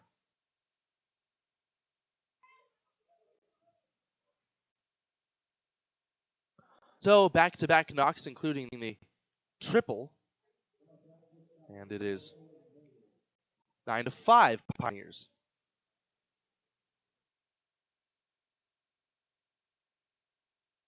So here's the right-handed batting Owen May. He reaches for a ball in the dirt and comes up empty, 0-1. So the BJs and the Pioneers have each scored in 3 of the past 4 frames. There's a step off and a toss to first. With the dive back, Kaiser is in safely, but not a particularly close play. Owen May, batting second, has doubled and scored and walked. 1-1. Here's Turner's pitch, slide step, and a bounding ball toward the left side, and a diving attempt by Lehman. It gets by him into left field. Coming up with the ball, Tribble out in shallow left. He'll toss it in toward the cutoff man. James Lehman pulled toward the middle to possibly turn a double play, just a little bit too far from that one. And a seeing eye ground ball is how Dallin Turner's outing ultimately draws to conclusion. So Colton Kaiser stops at second, and 3 straight knocks against Turner as the lineup card turns. He will depart this game, and Walker Polk will be the man up as Turner leaves to a nice ovation here at Oregon Trail Park. We'll be back with the outcome of the pitching change. It looks like Jacob Malazzi, the crafty submariner. While we're here, let's talk a little bit about the Liberal BJs and what makes them so unique. They've been around for 73 years. Their inception coming in the year 1950. They have attended 5 NBC World Series, that is the National Baseball Congress, home of a multitude of summer league teams from around the different unaffiliated organizations. They have multiple World Series titles, NBC World Series that is, and 65 of their players have gone on to become major leaguers. The list of accolades really goes on, and they're coming off a pretty solid year as a reflection of their long-standing pedigree. They went 36-4, I believe, 34-6, I stand corrected, and they ended up losing in the NBC World Series to none other than the Hayes Larks. The Larks, the Pio's opponent last weekend. They ended up splitting with them. And probably the most peculiar thing about the Liberal BJs is nothing else but their name, spelled BEE-JAYS. The origin of that is from Byron Bancroft Johnson with the initials BJ. And his importance is that in addition to being a native of Liberal, Kansas, he helped found the American League. Yes, that is the junior circuit in the major leagues, the American League, although the days of having the traditional American and National League set up is possibly soon drawing to conclusion, with more expansion teams coming and a possible realignment in the works. So now Jacob Malazzi on in relief of Dallin Turner. Final line for him, 3.1 innings pitched, 5 runs, all earned allowed, but not a scintillating earned run line for him. He allowed a total of 7 hits, in addition to 4 walks. So he departs and makes way for the crafty submariner Malazzi. So now Walker Polk. Polk with one swing could make this a very interesting game indeed. That one's way outside and low. A bowling ball sinker from the Submariner Malazzi. Malazzi, a sophomore from Bethany University at 6'3" and 175 pounds. He's allowed an earned run in every inning he's had, giving him an unsightly 9 ERA as there's a swing and a ball reached for foul. Walker Polk with 2 runners aboard and 1 man out. Trying to put an end into this 4-run deficit that the BJs are facing here in Game 1. Malazzi, that's below the belt, checks on second. Now he pitches, and in the dirt, and that gets through the legs of the catcher Clark and scoots gently away from him. Unfortunately for him, both runners will advance.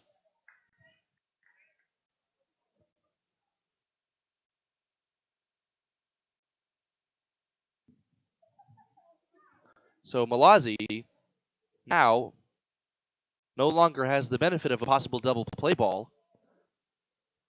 He is a ground ball guy. The 2-1 on its way. A strike generously given on the outside corner.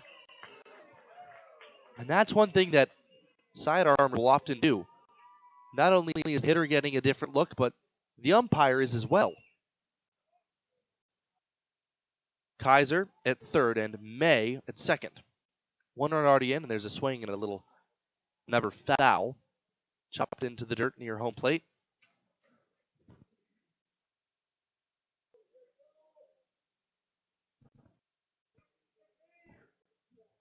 Two balls and 2 strikes.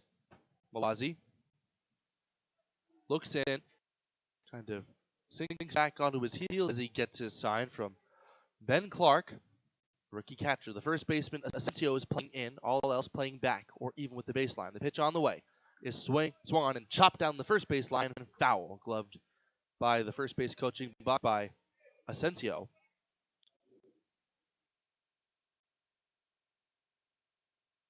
Two balls into 2 strikes.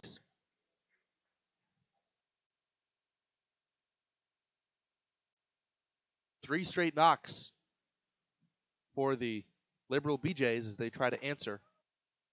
They've been socked in the mouth a couple of times this game. Here's the pitch from Malazzi. There's a shot to deep right field. Gibbs racing back. He looks up, and it is over his head off the base of the wall. 1 run scores. Rounding third and heading home is the second runner, Owen May. It's a 2-run double as the throw comes in, and Walker Polk missed a home run by a matter of feet. We've been told that he is really one of the more dangerous hitters. And once again, Malazzi allows another hard-hit ball. His last outing was against the Cage Rats, and they really also made him work for every out with a lot of extra base hits. So all of a sudden, it's 9-7. This is a 2-run game, and we're only in the 4th. Base hit number 8 for the BJs, and there's a sinker in at the knees for Justin Hudson as he takes a called strike. Those runs, unfortunately, charged to Dallin Turner. Here's the pitch in the dirt. And a nice job of smothering that one by Ben Clark. So that is a rather unsightly 7 earned runs to Dallin Turner on his day. Here's Malazzi's offering, and a changeup in at the belt, and it's 1-2. Justin Hudson, the cleanup man, is the tying run.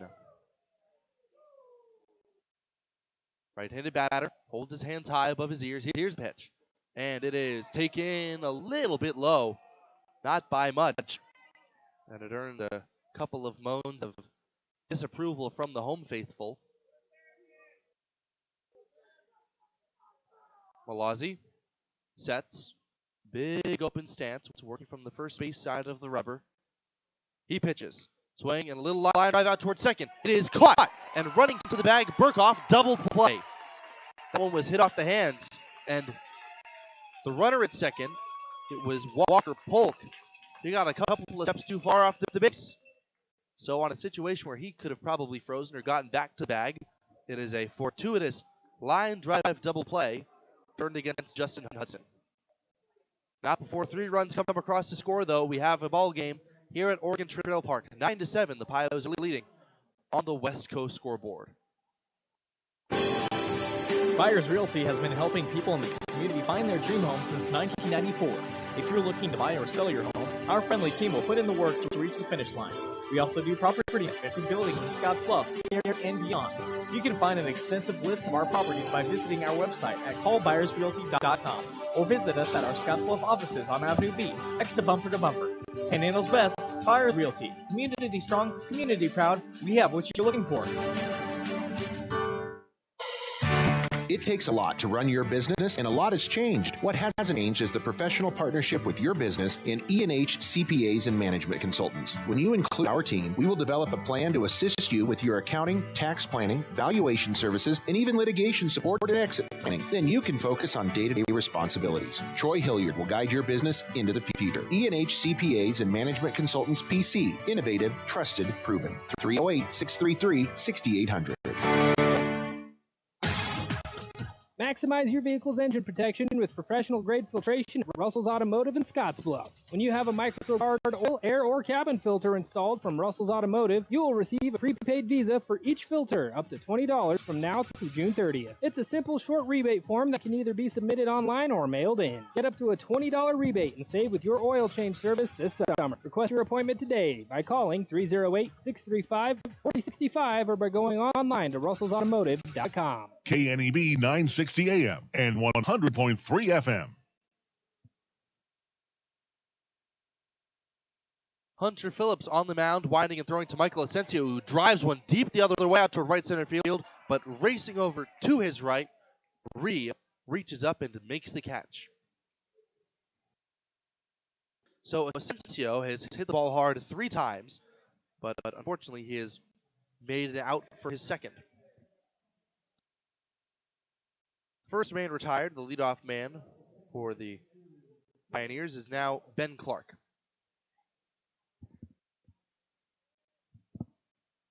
Clark, second time facing Phillips as he takes a breaking ball inside, ball 1. 7, 8, 9 hitters due up after a quick first out. Hunter Phillips trying to get a little bit more length to his outings. 9-7, the Pios are leading by 2, and there's a shot hit to deep left field, and that's over the head of Hudson, reaching up against the wall.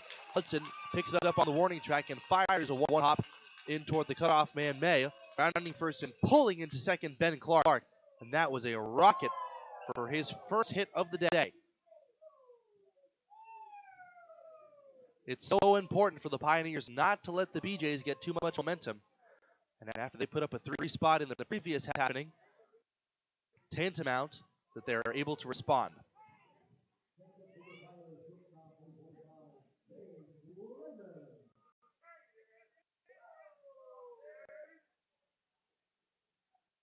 So now James Lehman, runner at second, 1 man out. Clark takes his lead with nobody holding him with a whole lot of conviction, as there's a ball way outside to James Lehman. Lehman is 1 for 2 today, singling to drive in a run and strike out.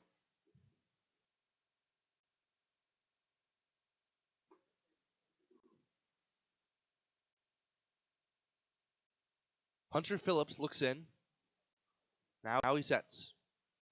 Just below the letters. Here's the pitch. And a breaking ball outside. 2 balls and no strikes.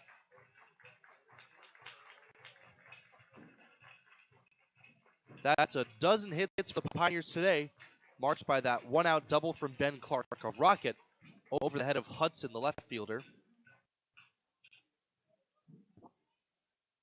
Lehman, left-handed batter against the righty Hunter Phillips.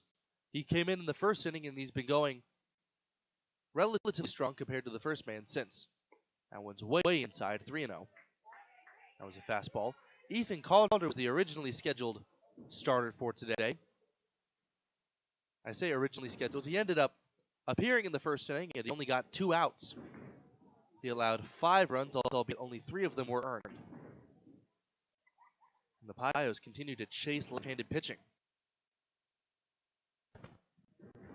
from this game, that is. James Lehman, in a 3-0 count, takes a strike that split the plate.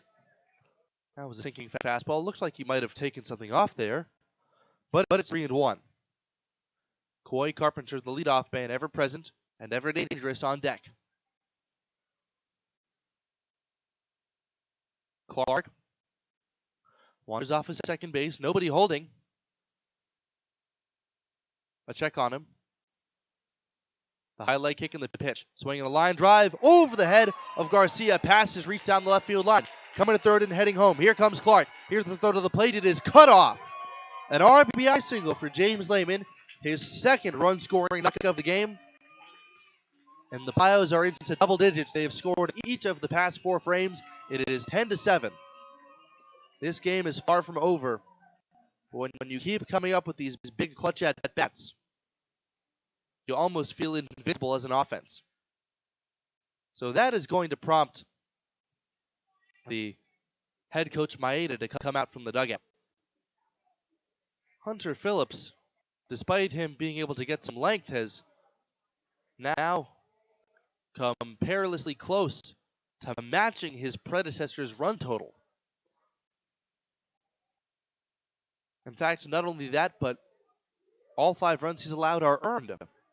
As the mound visit is quickly adjourned, gives us time to talk a little bit about Floyd's Truck Center, your commercial farm and feed truck center, representing Freightliner, Western Star, and Harsh. Located at 322 South Beltline Highway East in Scottsbluff.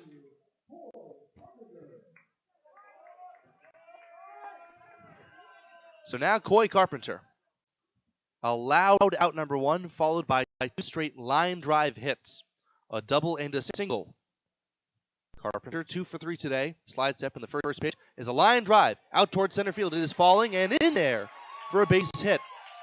Lehman stops at second, wisely so, as the ball is fielded in short order by Kaiser. Coy Carpenter, his third base hit. And the line just keeps on moving ahead of Logan Tribble. Tribble in his last at-bat got a 2-out single, stole the base, and came in to score. This has really been an outstanding day for the Pioneers offense. And it's on a day where the pitching has not been quite up to par what it's been. 10-7, they're currently leading after a kind of a rocky start from Dallin Turner.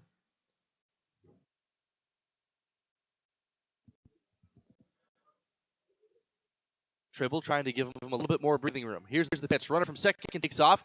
Is in the dirt, and there will be no throw to third.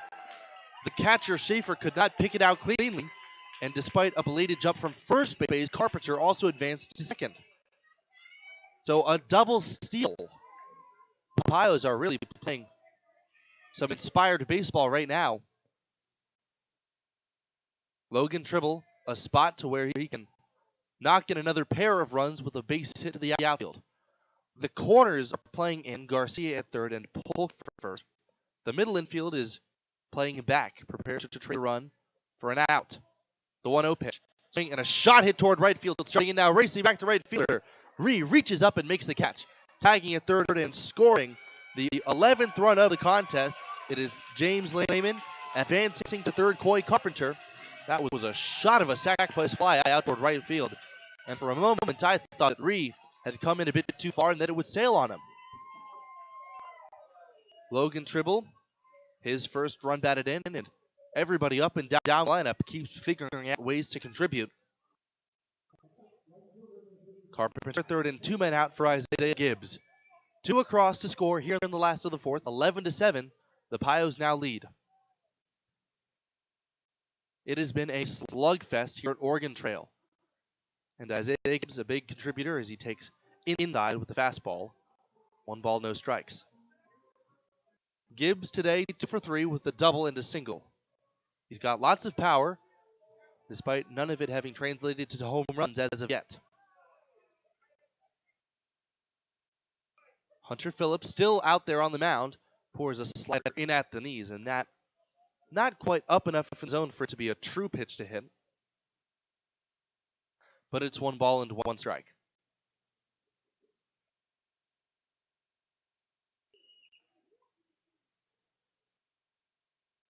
Here's Phillips pitching, and a slider just missing. Schaefer held his glove out a little bit longer after he received that one, possibly trying to get a late call from the home umpire McDaniel. 2 balls, 1 strike. Gibbs waiting. A narrow stance in the right-handed batter's box. Takes a big stride, and he swings and hits a chopper through the left side. A base hit. A hot bounce off his bat that got past the dive of May. Coming in to score, Coy Carpenter. And an RBI single for Isaiah Gibbs makes it 12-7. Not only have they answered back this inning, but every run that the BJs chipped away in the previous half inning, they got back. 3 across for them, and the line still moving for Brad Halleck.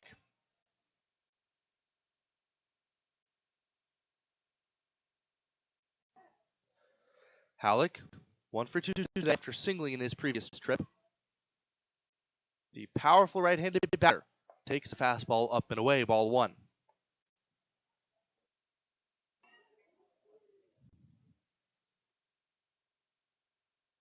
The Pioneers trying to start out this homestand 2-0 with a 5 lead here in the last of the 4th inning. The 4th. We're approaching the 2-hour mark. Here's the pitch, and it is a little bit outside. The throw back from the catcher, Schaefer, nearly zipped right by Hunter Phillips. Perhaps Schaefer displaying a little bit of frustration here. Phillips has been out there since the first, and he's labored all the while. 12 runs on 15 hits for the Pioneers. The pitch on the way. Slider and a high strike given that time. 2 balls, 1 strike.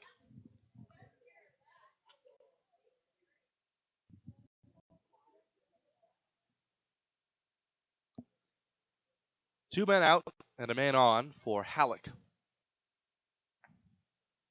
Phillips throws and misses up and away with fastball, 3-1. Hunter Phillips has had a little bit of trouble repeating his delivery, particularly the slide step with runners on base. Gibbs great speed, a threat to run if he's a little bit too slow to plate. And Phillips really struggling to make ends meet. The 3-1 on the way. Check swing, and it is. They're going to say he went around, despite it most likely having been a called strike anyway. 3-2. Every base hit this inning has been hit hard. 4 hits, a sac fly, and a line out. Here's a step off a throw to first, expecting the payoff pitch that time. Gibbs with the fairly conservative lead and anticipating the head start he'll get. In a 3-2 count and 2 gone in the innings. 12-7, the Pios are leading here against the Liberal BJs. Here's the pitch. There goes the runner. And a foul tip off the glove of the catcher, Schaefer. And the first base dugout exploded with discontent. Everybody's on the fence, and Brad Halleck most likely got a foul tip, but Schaefer, the catcher, thought that he just flat out missed it. So now the home plate umpire McDaniel is asking for some help. Dooley Oil has been providing great service since 1968. They are your distributor for premium Shell lubricants and House fuel additive in Wyoming, Nebraska, and Colorado. Extreme diesel fuel provider for the 3-state region, Dooley Oil.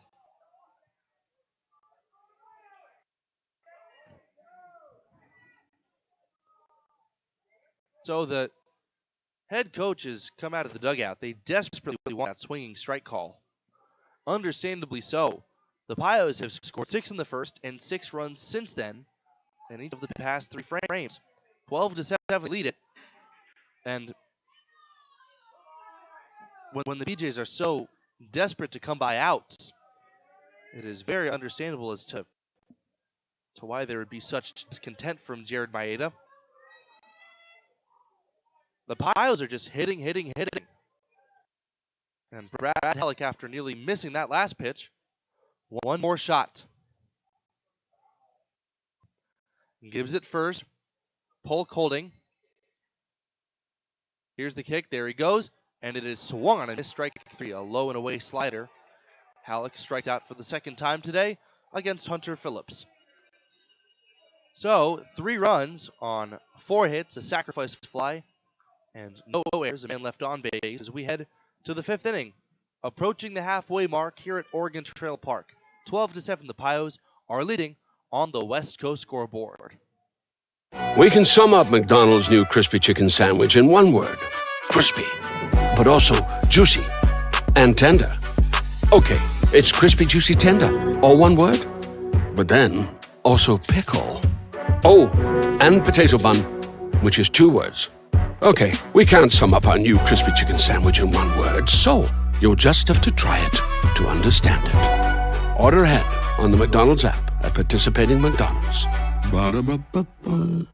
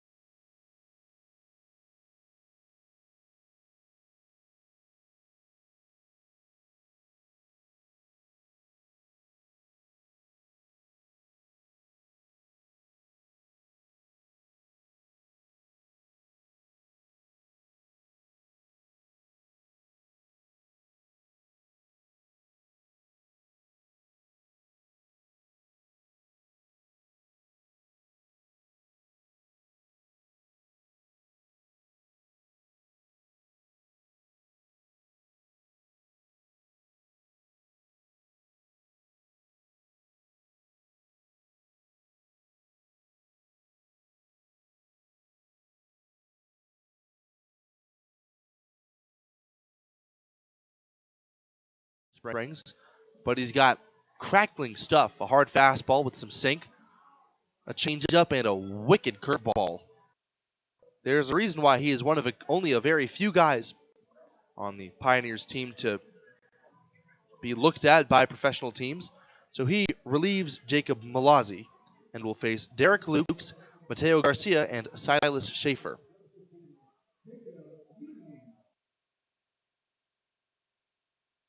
Jacob Meade, the left-hander. He is really one of the more talented arms that the Pios have in their lineup. A junior from Montgomery, Texas. And even 6 foot tall and 195 pounds. He throws hard, and he's got some, we've already talked about his incredible stuff. Looking to bounce back after a rough outing last time as he winds and he throws, and the first pitch is a little bit outside with the fastball to Derek Lukes. 5, 6, 7 hitters due up for the Liberal BJs who trail the Pios 12-7. Here's the pitch, way outside. When Meade has struggled, it has been with his command. Really cannot afford to give such a talented opponent free passes. As Meade pitches, and it is outside, ball 3. 3 fastballs, missing arm side. His stuff looks spry, but his control is, as of yet, not present. The 3-0. It is a called strike right at the knees. Lukes took a step toward first base before the umpire McDaniel made a belated call.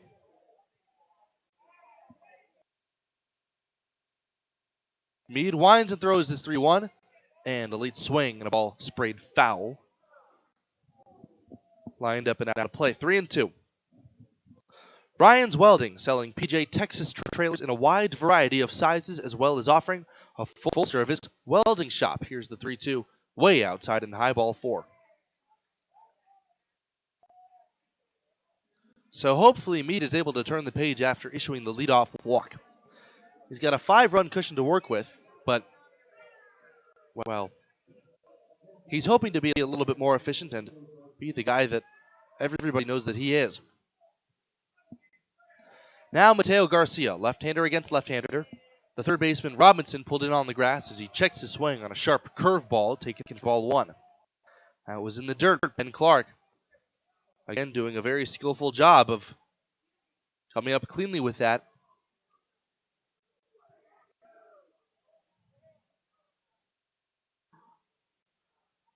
One ball, no strikes.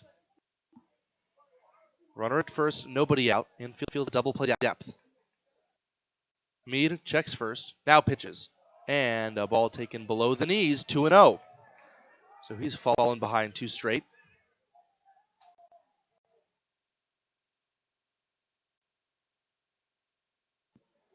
It's been a slugfest tonight at the Trail.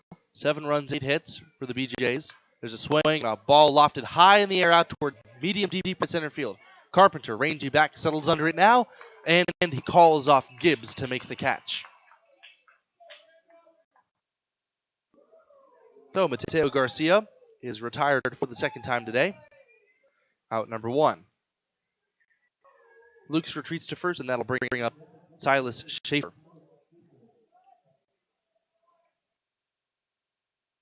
The Pios lead this one despite having allowed that 7th spot in the first 4 innings as steps off. They've scored 12 runs on 15 hits against Ethan Calder and then Hunter Phillips. The kick and pitch from Meade is a called strike right on the outside corner. Schaefer didn't agree. He kind of shook his head and perhaps uttered a word or two under his breath.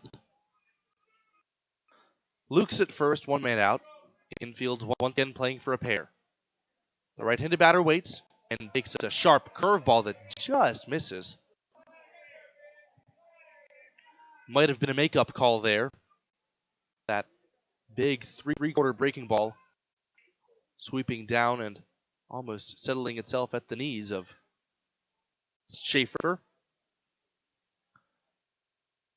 Here's the pitch from Meade. And a snap throw to first, and then the tag is in time to get him. The ball in the dirt, the snap throw to first, and the first base dugout thinks he missed the tag. Once again, the BJ is irate with the ruling on that one. But as it stands, Ben Clark, another outstanding and inspired defensive play. And now 2 outs and nobody on. So helpful for any pitcher to have such a defensively talented catcher. Clark really did not show any sign that he was out of rhythm or planning to make a snap throw, but he got a good pitch to do it on. As the 1-2 is a little bit inside. Did miss by a whole lot. And now you get to hear it from the Pios and their company of fans. 2 balls, 2 strikes, 12-7, the Pios lead it. Here's the pitch, and it is up and away, ball 4. That was a 3-2, in fact. Scoreboard behind by a pitch, and that's the second walk allowed to Silas Schaefer, albeit on a much more competitive pitch than the leadoff man this frame. So that'll bring up Luke Ree. Ree, one of the few men on either side, as he takes a strike, one of the few men on either side to still be hitless at this point in the game. Here in the 5th inning, it's been a lengthy one. The kick and pitch from Meade, and a curveball lifted high and foul deep down the right field line toward the bullpen. 0-2.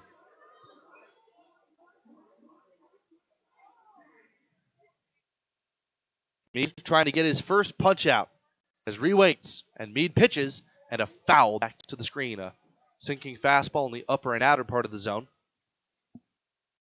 0-2. Top of the 5th inning, Pios will send Robinson, Burkhoff, and Asensio in the home half of this frame.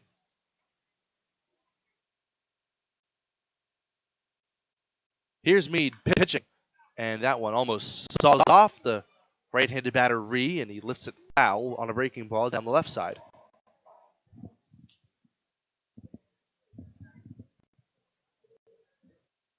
Still 0-2. The lefty Meade with a runner at first following the 2-out walk. Meade sets just above the belt. He throws way outside, reached back for something extra on that fastball. Ben Clark had to stab at that one, and ultimately it was a very good effort that prevents it from going all the way back to the backstop. Here's the pitch in the dirt, and this one he gets away from the catcher Clark, skittering over toward the first base dugout. He slides and gloves it, but not before the runner at first base, Silas Schaefer, advances to second. So now it's 2-2 as Meade tries to retire the number 8 man, Luke Ree. Isaac Webb, the dangerous second baseman, on deck. Here's the pitch, and a curveball swung and bounced foully, barely stayed alive again on that. That curveball even might have been destined for his back shin.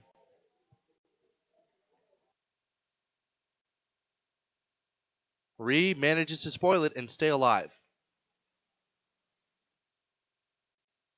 The right-handed batter, knees bent, in the right-handed batter's box, the pitch. And it is, a little bit inside as well. Everybody thought that was going to be strike 3, but instead a payoff pitch. The strike zone has shrunk once again. Meade's payoff pitch is way outside, ball 4. So Meade, fortunately for his defense, has been able to prevent any damage so far, as now Ben Clark will come out and have a visit with the left-hander who's starting to struggle with his command. 3 walks this frame.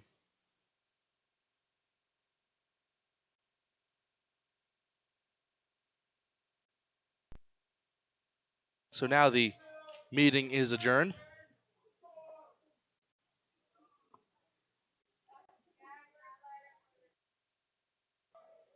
Jacob Meade out against Isaac Webb. Webb a chance to make this a very interesting game again.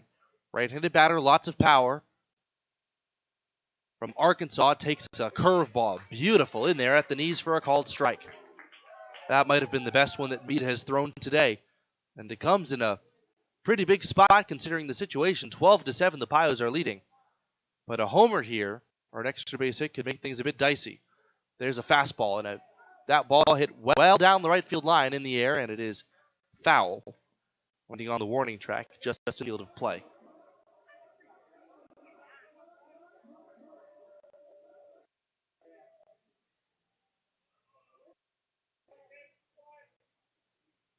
No balls and 2 strikes.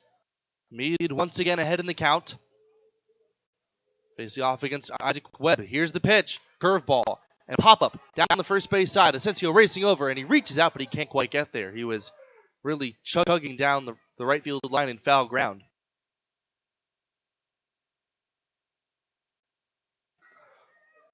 So once again, Luke Ree and now Isaac Webb putting up tenacious at-bats despite being behind against the nasty left-hander Jacob Meade.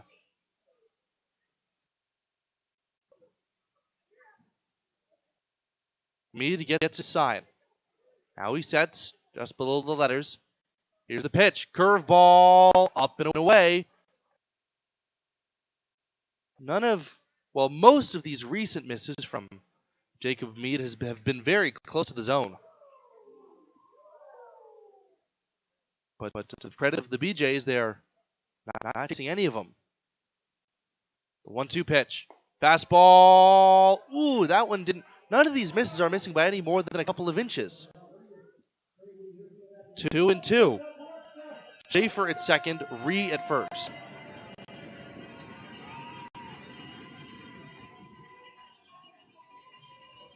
Meade, with the crowd having his back. Here's the pitch, and it is called strike 3 at the knees. A breaking ball, and Isaac Webb looks flummoxed at the decision on that. He walks back exasperated with the bat in his right hand to the dugout. So that's how this inning draws to conclusion. No hits, no runs, and 3 walks, but nothing more for the BJs. We head now to the last of only the 5th inning in this one. 12-7, the Pios lead it on the West Coast scoreboard. Platte Valley Bank can help you take advantage of every adventure. Whether your goals are to upgrade your vehicle or you have plans for a new business venture, we are here to help guide your financial journey. Our customized personal and business loan options can take you from everyday excursions to epic adventures. The path to success starts at Platte Valley Bank. You belong here. Platte Valley Bank, member FDIC.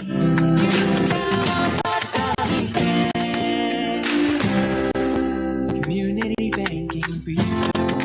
Our producers know that running a successful operation these days requires having reliable service and quality products. That's why you know you can trust the knowledgeable people at Westco to provide you sound agronomic advice, aerial application, bulk fuel, lubricants, propane, tires, and other essentials to keep your operation running smoothly. Our priority is helping you succeed. Call or visit your nearest Westco location today. Westco. Service, solutions, success. Westco's your best value through and through. Intralinks has been supporting computer systems in our area for over 20 years. Intralinks can review your systems and your expenses to help your bottom line. Intralinks also installs low-voltage wiring, IP-based camera systems, and IP-based phone systems. With Intralinks on your side, technology isn't an obstacle, it's an opportunity for your business. Call Intralinks today to schedule your free 1-hour consultation. 632-6590. That's 632-6590. KNEB 960 AM and 100.3 FM.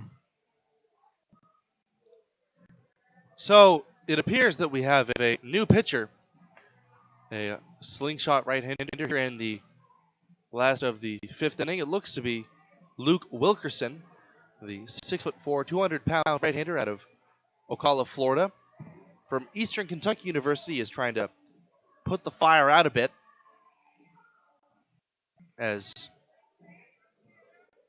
Wilkerson, the third pitcher to be used today for the visiting Liberal BJs. The first of two being played, the middle portion of this 4-game homestand at Oregon Trail Park. The Pios, after a walk-off victory yesterday, have been playing some inspired baseball, particularly on offense. They have scored in each of the past 4 frames, 6 in the first, 1 in the second, 2 in the third, and 3 in the fourth. Here in the fifth, they already have 15 hits. And we're just getting started. It'll be Griffin Robinson, Austin Burkhoff, and Michael Asensio. They have not been set down 1-2-3, and they've not recorded any fewer than 2 hits in this game. A lot of game left, and the BJs with such a robust offense have made them run for it. This has not been a blowout the way game 1 was against Hayes. Griffin Robinson a chance to maybe open up the throttle a bit more. He's been hit by a pitch, and he's singled twice. And the slingshot, hard-throwing right-hander, this is way outside. Luke Wilkerson against Robinson. Right-hander against right-hander, and a swing and a foul tip into the glove of the catcher Schaefer, and it's 1-1.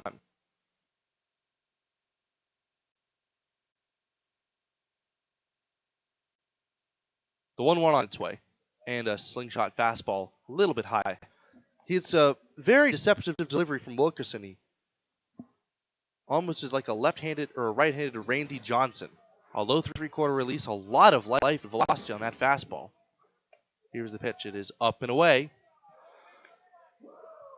So Robinson out ahead. 12-7, the Pios leading here in the last of the fifth. Here's the pitch. Up and inside, ball 4. Nearly takes the head off of Robinson, who hustles down to first base. That went right to the backstop and took a big bounce right back to the catcher Schaefer.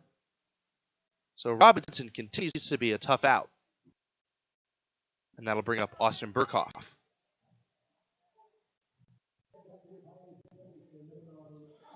Burkhoff, 1 for 2 today with a walk, a run batted in, and a run scored.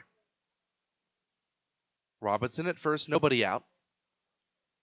Pios trying to keep up their consecutive innings in which they've scored. There's a strike about belt high on the inside corner. Nothing into 1.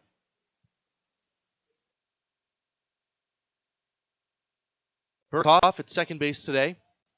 A closed stance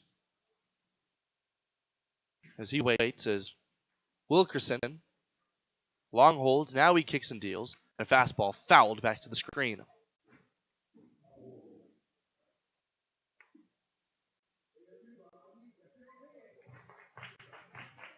So, 15 hits for the Pioneers. Burkhoff has not really been that much of an offensive threat since he's been with the Pios, but great on defense. Now has a chance to hit his way into a few more innings out there. Plenty of talent, plenty of hop. A jump move over to first base, and it nearly sails on Polk. Luke Wilkerson nearly lost control of that the way he did on a couple of fastballs he threw to Robinson, who's now at first base. Burkhoff behind an 0-2 count, trying to stay alive. Infield, a double play up the third baseman Garcia, playing behind the baseline. There's a ball up and in, taken with the fastball. 2 balls, 2 strikes. It's hard to believe that after 2 hours of play, we still have roughly half of a game to go. Here's the 1-2, and it is reached for and popped foul out of play. So Burkhoff manages to stay alive, and it's still 1-2.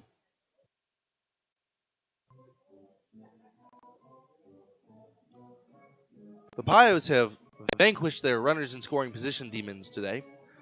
On a 1-for-15, they have now come up with multiple big hits to give them such a crooked line score.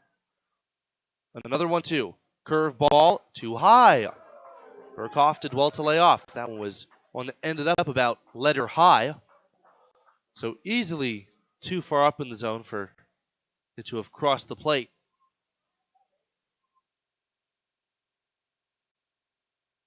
In a spot where it could be called a strike. The 2-2 pitch is swung in a roller out toward the left side. Gloved by the third baseman Garcia. He shuffles and throws to first. Too late. Picked out of the dirt by Polk, however. And Garcia, on that jam shot roller towards him, that was his only play. He shuffled one time too many. And Burkhoff reaches on the infield single. So there have been times today where the BJs have just been flat out unable to get outs.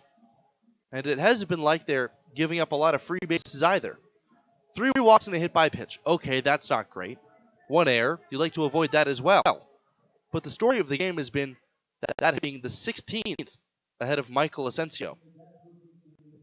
Asensio only 1 for 2, but he has crushed the ball 3 times. A sac fly to the warning track, a line drive to the right fielder Ree, and an RBI single. 2 on, none out. Robinson at second, Burkhoff at first, and that one's up and in. It zips right by the catcher, goes to the third base side. The throw to third base after the ball caroms directly to Schaefer, and it is in time. Robinson, furious with that one. He thought something happened. He missed the tag. Asensio, who was trying to avoid getting hit by a pitch in the head for the second straight game, got out of the way, and a fortuitous bounce, able to record the first out of this one. So Burkhoff at second, and it's just him. As now the catcher, Schaefer, comes out to have a word with not only the pitcher, but the second baseman in the form of Isaac Webb. Wilkerson has been all over the place. With that herky-jerky wind-up, he's really had all kinds of problems with command. The catcher, Schaefer, is now retreated to back behind home plate. But the second baseman, Webb, was still out there, possibly taking on a leadership role, being from arguably the most established baseball program of the visiting 9. Burkhoff at second for Asensio. 1 ball, no strikes the count. Ben Clark, who doubled in his previous at-bat, is on deck. Wilkerson, the high leg kick, and the pitch. There's a line drive, a fair ball down the left field line. Out of the reach of Garcia, rounding third and coming in to score. Austin Burkhoff is in there easily. Into second with the double, Michael Asensio. He continues to tear the cover off the ball. His second run batted in, and his 4th hit in the past 2 games. A double to score Burkhoff. And maybe there might be a point where that out at third base might loom large. But Burkhoff around to score, and Michael Asensio trades places with him. And up next, Ben Clark. 13-7 to score now. The Pios keep their innings scored streak alive. Here's the pitch. Up and in with the breaking ball. It tips off the glove of Schaefer and trickles away, but not far enough for Asensio, who, unlike Robinson and Burkhoff, is not all that fleet of foot. He won't advance. He just jogs back to second base. Ben Clark, only his second game for the Pioneers, and his first in the field has been an outstanding one. A big hole in the right side for him with the second baseman holding, and the first baseman playing toward the line. There's a fastball way outside and low. So Luke Wilkerson really having problems finding the zone. 2 balls, no strikes. The third baseman, Garcia, playing off the line. Clark, right-handed batter. Here's the pitch. Swing and a miss. An inside fastball ties him up in knots. 2-1.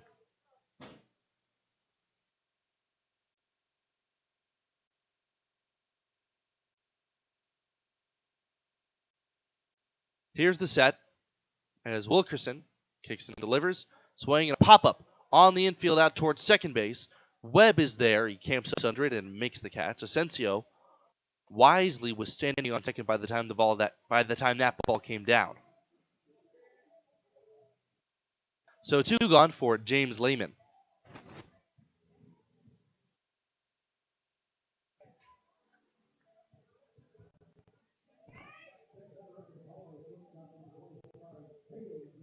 Lehman batting left-handed. Singled twice to drive in a pair here today. 2 of a baker's dozen that the Pios have coughed up here in game 1 against the BJs. The pitch. He shows bunt, pulls the bat back, and takes up and away. There's a snap through to second, and it nearly gets through the legs of Owen May, who almost kicked that ball the same extent to which he gloved it. 1-0 to the dangerous James Lehman.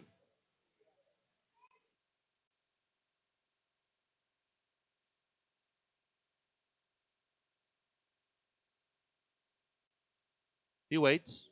Here's the pitch, and lefty takes up and away from the slingshot right-hander Luke Wilkerson.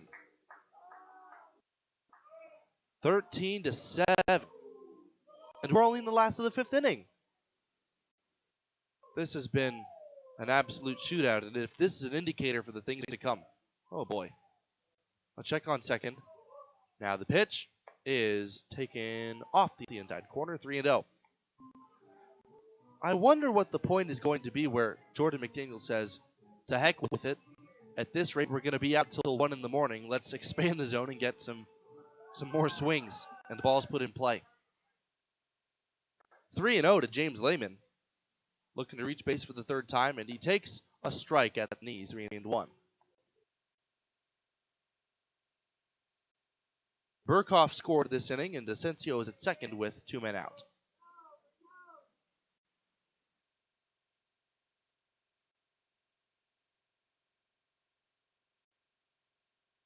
The 3-1 pitch is up and away, ball 4. Lehman works the walk, second allowed by Luke Wilkerson. So now the lineup turns over. Coy Carpenter. The BJ's problem now is not as much execution, well, of course it is, but also depth. They let Hunter Phillips just linger out there, despite his struggles with keeping the bat off the barrel, or the ball off the barrel of the bat. And now Luke Wilkerson, 2 hits, 2 walks later, still out there in his first inning of work. Coy Carpenter swings and hits a bouncing ball through a vacated left side for a base hit. Coming to third, Asensio. He's going to be waved home. The throw comes in. It is cut off. Now a foot race at third base. The diving tag on the runner. It was James Lehman trying to go first to third, and he is out.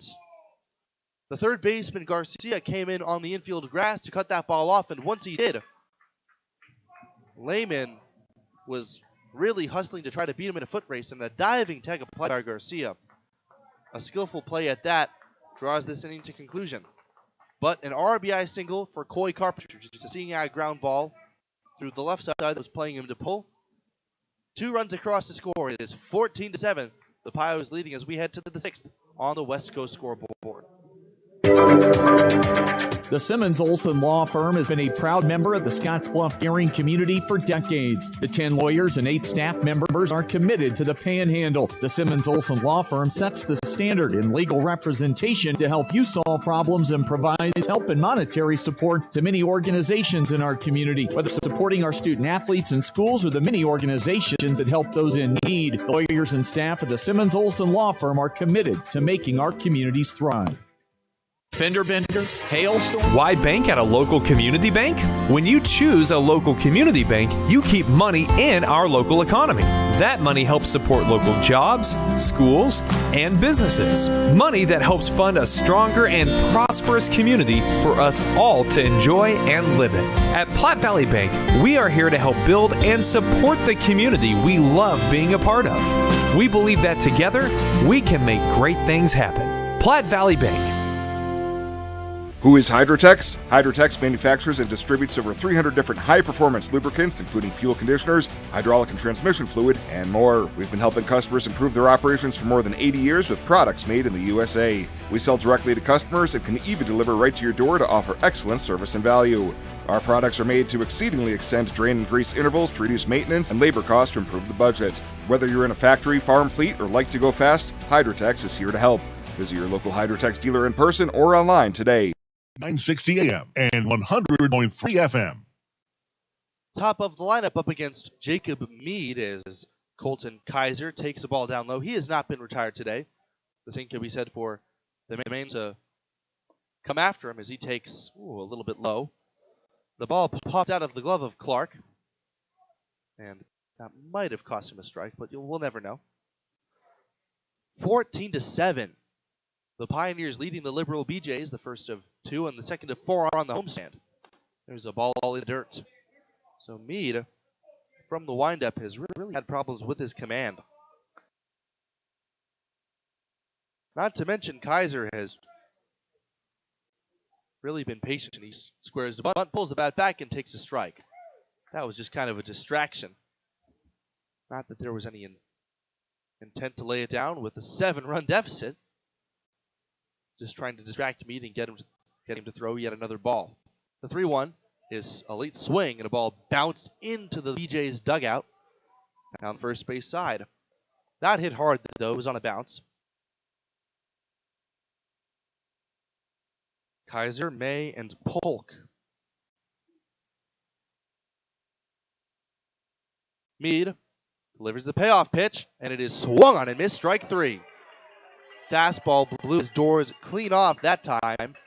Second strikeout of the game for Mead. And Kaiser, for the first time this game, is retired to bring up Owen May.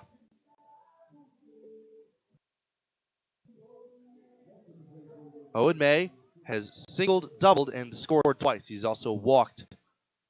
And he was stranded at first base. White, right-handed batter, facing lefty Mead. And there's a strike at the knees. Now it looks like he's starting to settle in.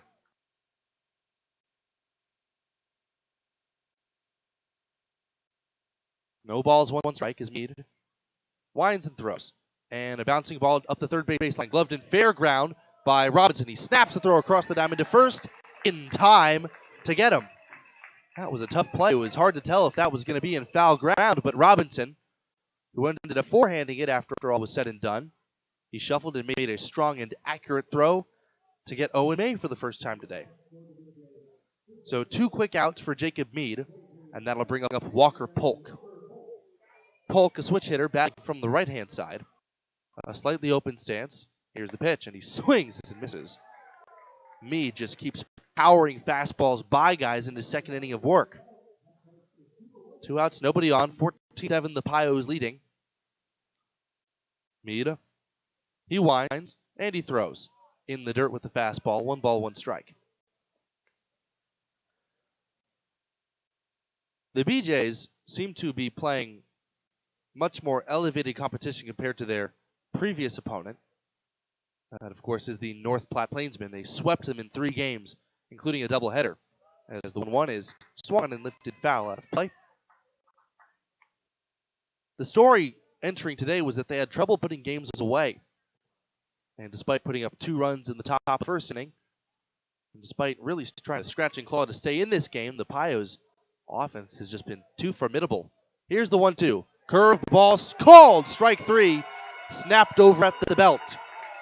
Jacob Mead a couple of strikeouts, and he looks very sharp as we head to the last of the 6th inning. 14-7, the Pios are leading on the West Coast scoreboard. Wells Fargo Advisors has been built around a deep respect for planning. Our commitment to helping you plan effectively, invest wisely, and map a realistic course to your future is nowhere more evident than our Envision planning process. Put the process to work for you, and we'll be with you every step of the way. Call financial advisor Ryan Windhorst today at 632-7561. That's 632-7561. Investment in insurance products not FDIC insured. No bank guarantee may lose value. Wells Fargo Advisors is a trade name used by Wells Fargo Clearing Services LLC, member SIPC.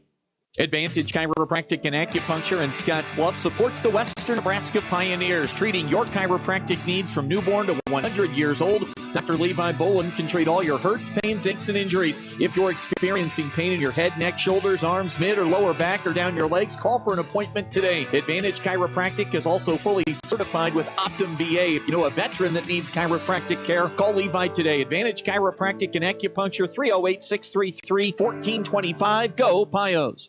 Dooley Oil has been providing great service since 1968. You can find us located at 2475 10th Street in Gearing, with a total of 5 locations to serve Wyoming, Nebraska, and Colorado. Hi, this is Brian from Dooley Oil, letting you know that we have hydraulic, coolant, and engine oils, as well as grease in stock and on hand. Our drip oil and blue ribbon death comes in a variety of sizes from 2.5s to totes. Delivery available. So for all your ag, commercial, lubricants, and fuel needs, trust the folks at Dooley Oil. Thank you for your patronage. Dooley Oil, committed to you. KNEB 960 AM and 100.3 FM.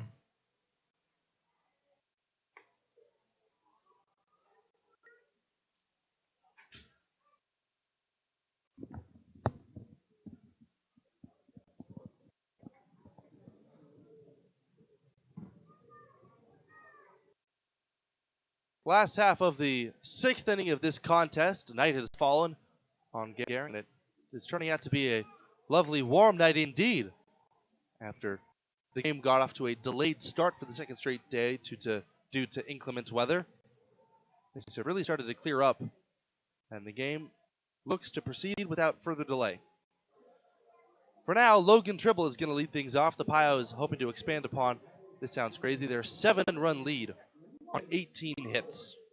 They have yet to been set down without scoring a run, and there's a ball missing up and outside from Luke Wilkerson, out for his 2nd inning of work. It was Ethan Calder, the starter, who quickly had to give way to Hunter Phillips, who went 3.1.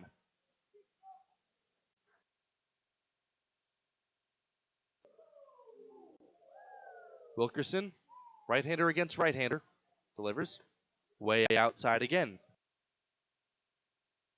Trans Systems, it's a suite hall in this suites community at driveteamgreen.com. Trans Systems. The 1-0 pitch is, rather that was the 2-0, and it's in at the belt. 2 balls and 1 strike. Tribble, Gibbs, and Halleck, the formidable 2-3-4 hitters for the Pioneers. The windup, and the 2-1 is upstairs, 3-1. I said this once already on today's call, but I'm a bit surprised that Jordan McDaniel has not flipped a switch in his head and saying, heck, let's expand the zone to get this game moving on. This 3-1 is popped up in foul ground down the right side. Polk giving chase. The first baseman watches it sail out of play. 3-2.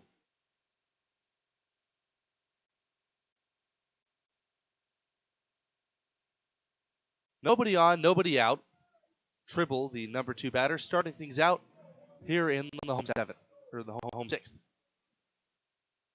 It's even got to the point where I've lost count of the outs, the innings, the runs, the batters, and there's a swing, and this one's lifted foul, possibly playable for Polk, who's racing back toward the warning track. He reaches up, and he makes the catch out near the edge of the fence.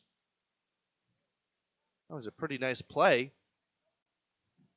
He's running backwards, and at that point, to his right, just kind of reached over his shoulder, and as he almost collided with the chain link fence down there. He made the catch, and nobody hurt on the play, so 1 out ahead of Isaiah Gibbs. No action in the Pios bullpen, so Jacob Mead likely will get a third inning as there's a breaking ball missing high, ball 1. Gibbs today is 3 for 4. 2 singles and an RBI double. As the pitch is fouled straight back. He got a good rip off at a high fastball, but just couldn't quite get the barrel to it out of the hand of Luke Wilkerson.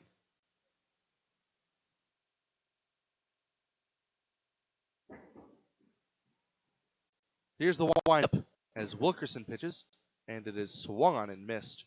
Slider in the dirt, and that really might have been one of the worst swings, relatively speaking, we've seen Gibbs taken all year. He's really had a great idea of the strike zone. He struck out for the first time this season yesterday.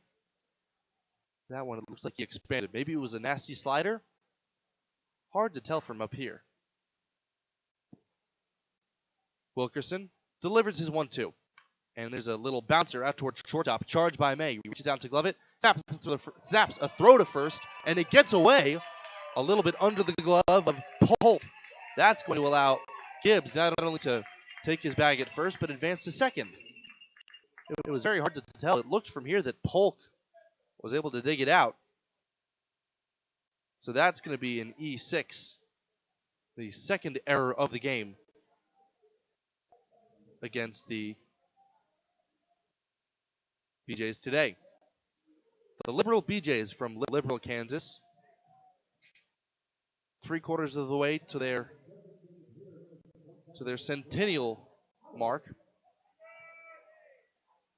Been around for over 7 decades and a long-established once semi-pro, now turned to collegiate wood bat program. As now Brad Halleck is up with a runner at second, and there is a pitch missing a little bit high, 1 ball, no strikes. Halleck, 1 for 3 today with a couple of strikeouts and a walk. Gibbs at second. 1 man out. The second baseman, Webb, holding. The kick and pitch. And a pop-up foul well out of play down the right side. Halleck trying to stay in there with Robinson on deck.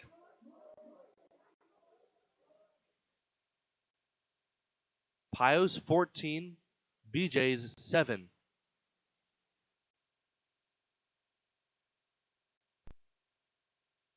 Luke Wilkerson feeling the ball behind his back with his fingertips. Steps off first to reassess things with Schaefer. Now he steps back on. A quick set. Gibbs takes his lead. Here's the pitch. And a slider outside. Halleck continues to see the ball well.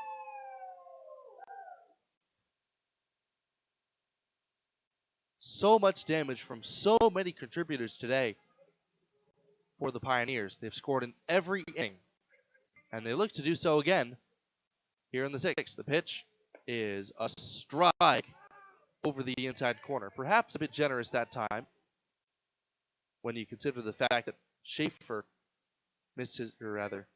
Wilkerson missed his spot that Schaefer, the catcher, set. 2-2.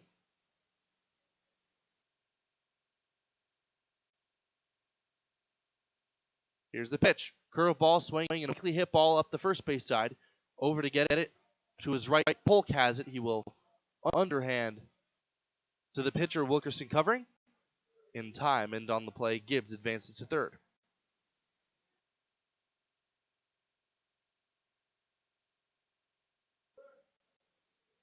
So Halleck seems to have been broken down a bit on that big breaking ball. And now Griffin Robinson. Robinson also has not been retired today. And as I recall, he's the only man for whom that holds true. There's a breaking ball down and away, ball 1. 14-7, the Pioneers with a commanding lead. Here's the pitch. Low and inside, 2-0.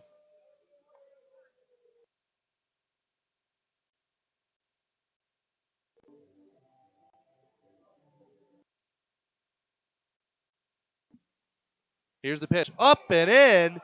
Robinson ducked out of the way, and it caught a glancing blow of his helmet, and he goes to the backstop.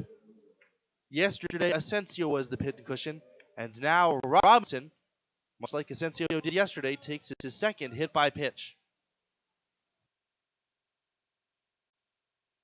If he had turned his back, that he would have worn that on his numbers.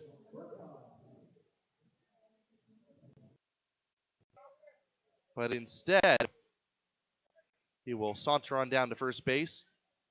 Minimal damage there, a glancing blow, barely getting a piece of his helmet, as now Austin Burkhoff swings and fouls one away. No balls, one strike. Gibbs at third, Robinson at first. Burkhoff today, who's 2 for 3. Looking for a run batted in to keep the scored streak alive. Ohio's scored in every inning. 14-7 they lead. The kick and pitch is inside. Burkhoff turned out of the way of that one as though that was surely going to hit him. He's all right, though. 1-1. Wilkerson pitches very high with the fastball, missing badly there.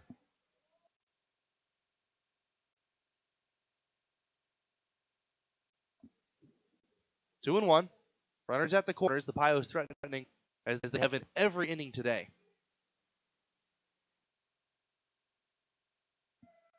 Wilkerson, slow like a kick in that one, drilled towards center field. Kaiser, though, steps back a few pedals and he makes the catch about chest high to retire the side. So finally, the Pios are turned away without scoring, but they still lead 14-7 as we head to the 7th inning on the West Coast scoreboard. Did you know Ideal Linen and Uniform is also a full-service janitorial supply provider? You don't need to worry about finding your janitorial supplies. Ideal will keep your business stocked, saving you time and money. Ideal Linen and Uniform provides quality cleaning and industrial products, mops, soap, air freshening system, paper products, custom logo maps, cleaning supplies, even signage, and more. Call for a free quote. Ideal Linen and Uniform, locally owned and operated since 1907. 506 South Line, Scottsbluff. Online at ideal-linen.com or call 632-7197. The days of internet contracts and heavy fine print are over. It's time to experience hassle-free service with no contracts or hidden fees. That's the Allo promise. Allo Communications provides fiber internet, TV, and phone services with fair and no-nonsense pricing. All backed by a 30-day money-back guarantee, 24/7 local support 365 days a year, and a monthly bill you can count on. Don't settle for gimmicks. Settle for hassle-free with Allo. Visit us at allofiber.com/hassle-free. Spring has sprung, and High Plains Spas and Recreation remind you that it's time to de-winterize your boats and RVs. The professionals at High Plains Spas and Recreation not only de-winterize your system and flushing antifreeze, protecting your plumbing in your RV and the cooling system in boat, but they can repair and service all the systems, including the electrical, AC, and heating and plumbing, to ensure that your boat or RV is ready to go when you are. High Plains Spas and Recreation, open 9 to 5, Monday through Friday, 1725 East Overland, Scottsbluff. KNEB 960 AM and 100.3 FM.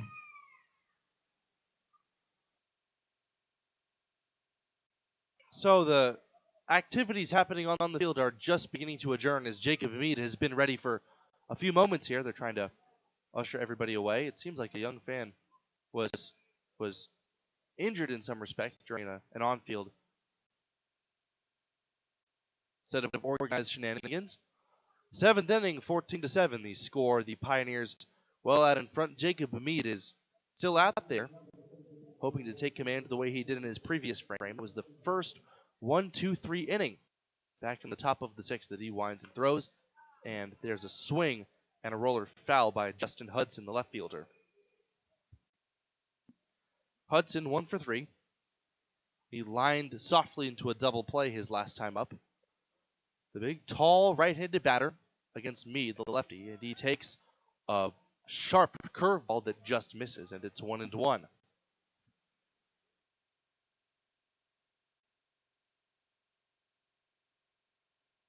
Here's the pitch, and a swing and a miss.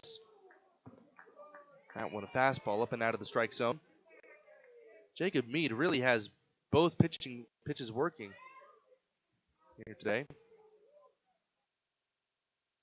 especially these past couple of frames. trying to get the leadoff man. He winds, and Meade throws. And that one's reached for and fouled away. A fastball. Not really anywhere near the strike zone, but it appears as though Hudson was in swing mode. Hudson, Lukes, and Garcia.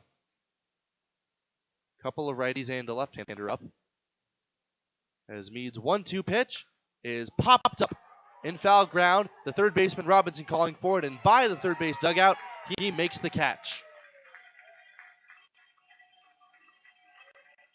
So a pop out begins matters here in the 7th inning. This game continues to drag on, and at one point it felt that we were going to get out into the wee hours of the morning. We approach the 3-hour mark with still roughly a third to play. So now Derek Lukes, the DH, strides in. Here's the pitch, and it is a strike taken at the knees with a breaking ball. I couldn't put my finger on it at first, but Derek Lukes' stance resembles that of Brad Halleck just a little bit. Although his hands are held a little bit closer to his body, both powerful right-handed batters as there's a breaking ball in the dirt.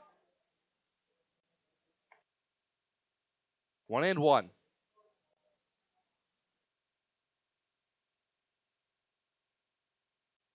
(14-7), the Pios lead it. And Fields playing straight away.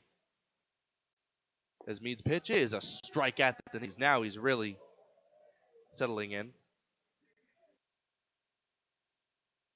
1-2.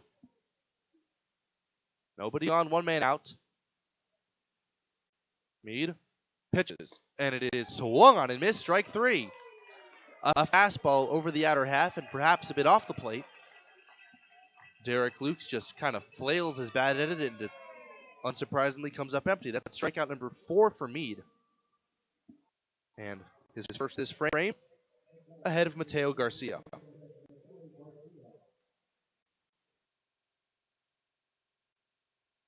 Garcia waits, and the left-handed batter takes a pitch inside. Front door breaking the ball, missing it, it's 1-0. Viaero Wireless. Hometown roots, global reach. Viaero Wireless, Scottsbluff. Here's the 1-0 pitch, and it is swung on and fouled straight back on a fastball. The Pioneers have been putting on an offensive masterclass today. They've landed the haymakers, and they've also been kind of chipping away at the pitching depth that these BJs have. There's a breaking ball up and away. Meade working from the windup, missed with a breaker. Mateo Garcia, who's 1 for 3 after doubling and scoring against Dallin Turner. Here's the 2-1, way outside and low. 3 balls and 1 strike.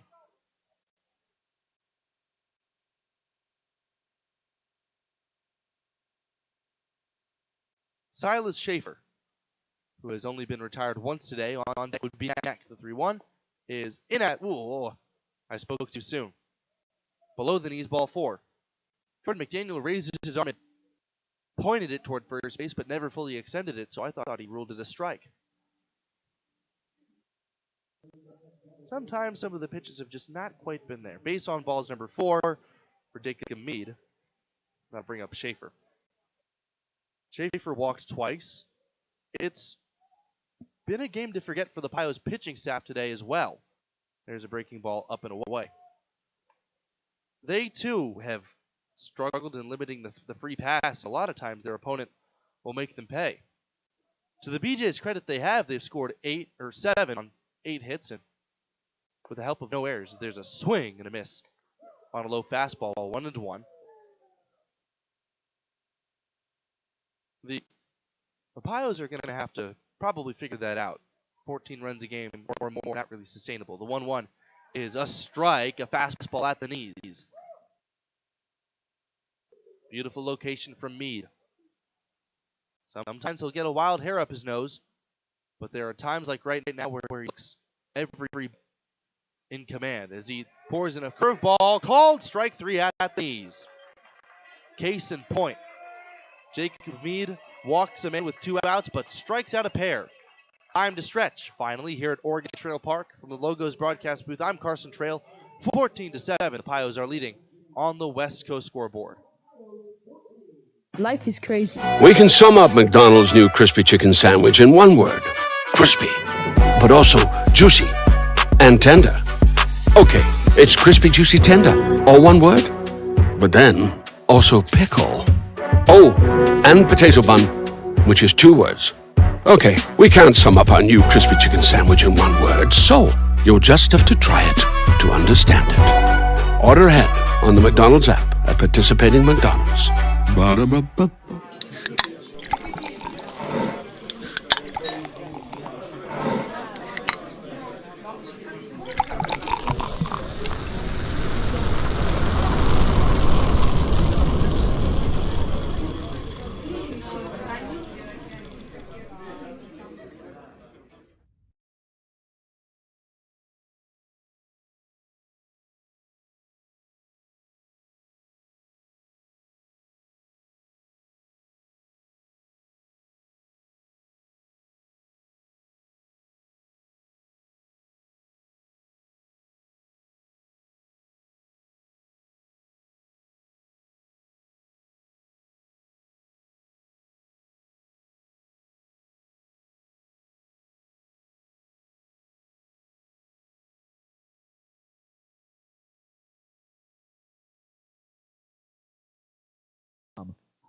KNEB 960 AM and 100.3 FM. Last of the 7th inning. It is still Luke Wilkerson out on the mound. It has been a day to forget for both pitching staffs, and it's not helped all that much by the fact that the strike zone, compared to the ones that we've seen as early as yesterday, it has been minuscule. So Michael Asensio, who's had an excellent game for himself today, he is leading off, followed by Ben Clark and James Lehman. Here's the pitch, and it is a little bit low and outside, ball 1.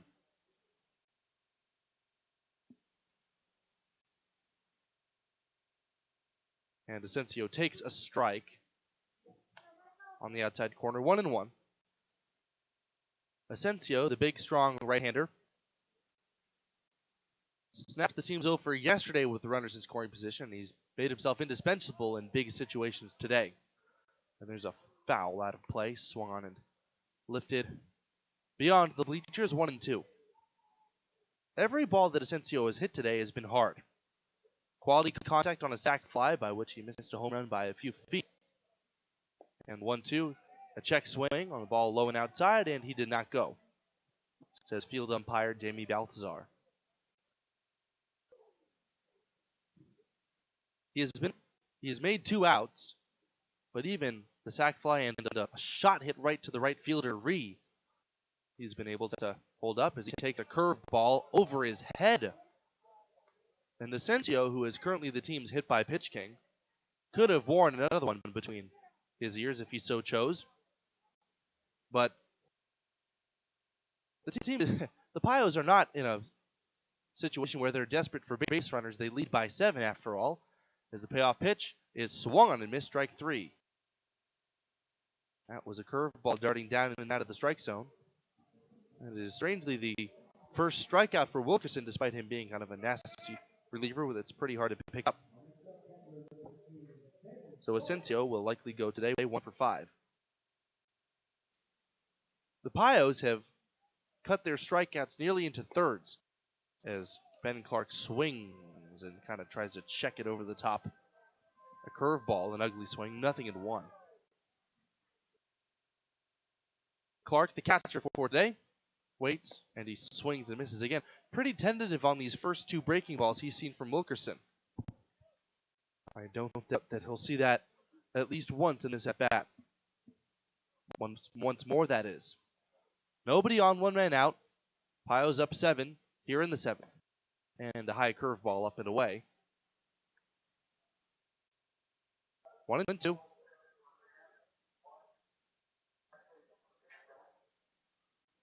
Here's Wilkerson, winding and throwing, and a ball hit right off the end of the bat with a lot of English on it, but it skitters to a stop in foul ground by first base coach Ty Dudley.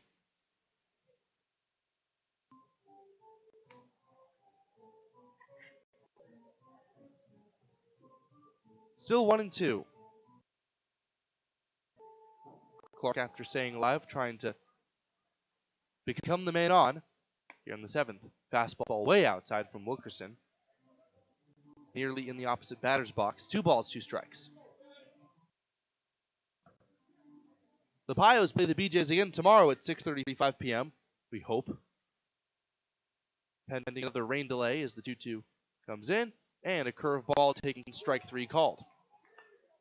So now all of a sudden, Wilkerson is racking up Ks left and right. 2 straight strikeouts ahead of James Lehman. Landon Murray will get the ball for the Pios in the Saturday night soiree, and then Sunday's afternoon matchup will begin against the Game Day Angels. Tyler Bryant, the ace of this Pios pitching staff, he will get the starting nod as the left-handed batting James Lehman takes a bit downstairs.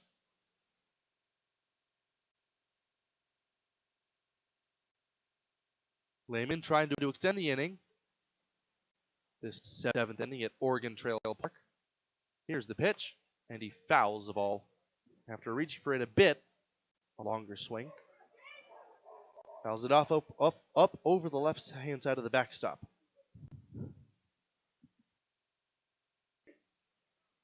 The Pios have been in the driver's seat seemingly since the early going. 14-7 here in the home 7th. Wilkerson's 1-1 pitch, a slow windup, and a strike at the knees. A pitcher's strike, and certainly one that Wilkerson will take at this point in the game.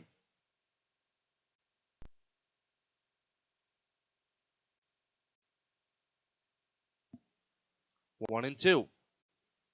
Lehman trying to stay in there. The pitch, and it is fouled back to the screen. Lehman and Tribble, only in their second game with the Pioneers, have made their presences felt. Lehman has only been retired once this entire series. He went 1-for-1 with 2 hit by pitches and 2 walks yesterday. He is 2-for-3 with the walk here today. Trying to keep that tough out streak alive. The 1-2, up and away, 2-2. And that's the quality of a bat that the Pioneers have been taking all day long. Every at bat tenacious. Nobody's really been giving up, even if they're down in the count. Lehman chokes up on his bat. Wilkerson's 2-2. In the dirt, ball 3.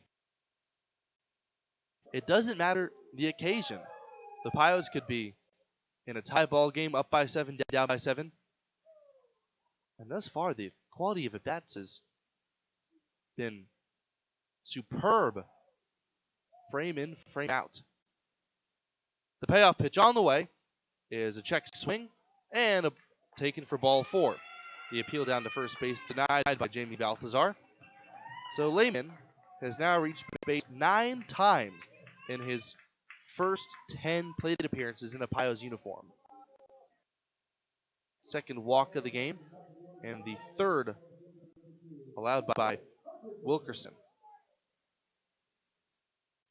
Now Coy Carpenter. Carpenter, left-handed batter. He's also 4-for-5 today in his 6th at bat, and he swings and bounces the ball just foul on the third base side. That was a kind of a slash attempt. Nothing in 1. 14-7 Pios here in the 7th inning. The clock about to strike 10:30 in just a few minutes. Lehman off of first base when Carpenter is up. Lehman takes off. The pitch is taken low. Throw to second on one hop, skips right past the glove of Owen May and into center field. So up by 7. Lehman still decides to take the extra base, and he does so successfully.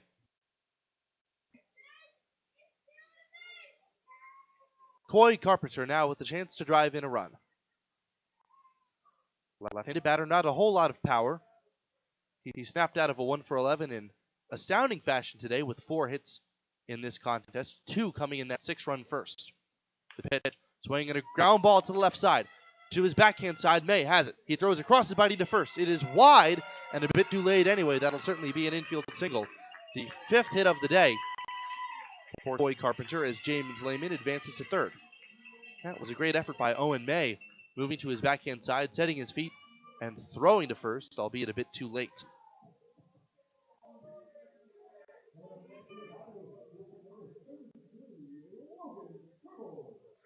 So now Logan Tribble.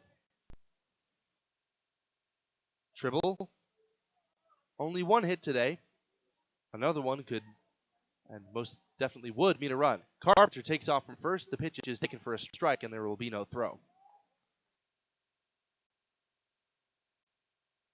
The second baseman, Webb, went for the cover of the bag, so I do think that Carpenter still deserves a steal.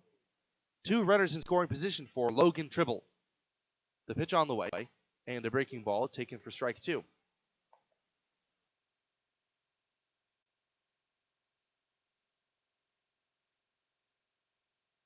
Lehman and Carpenter, the runners at third and second base, as Tribble with the bat resting on his shoulder, awaits the pitch.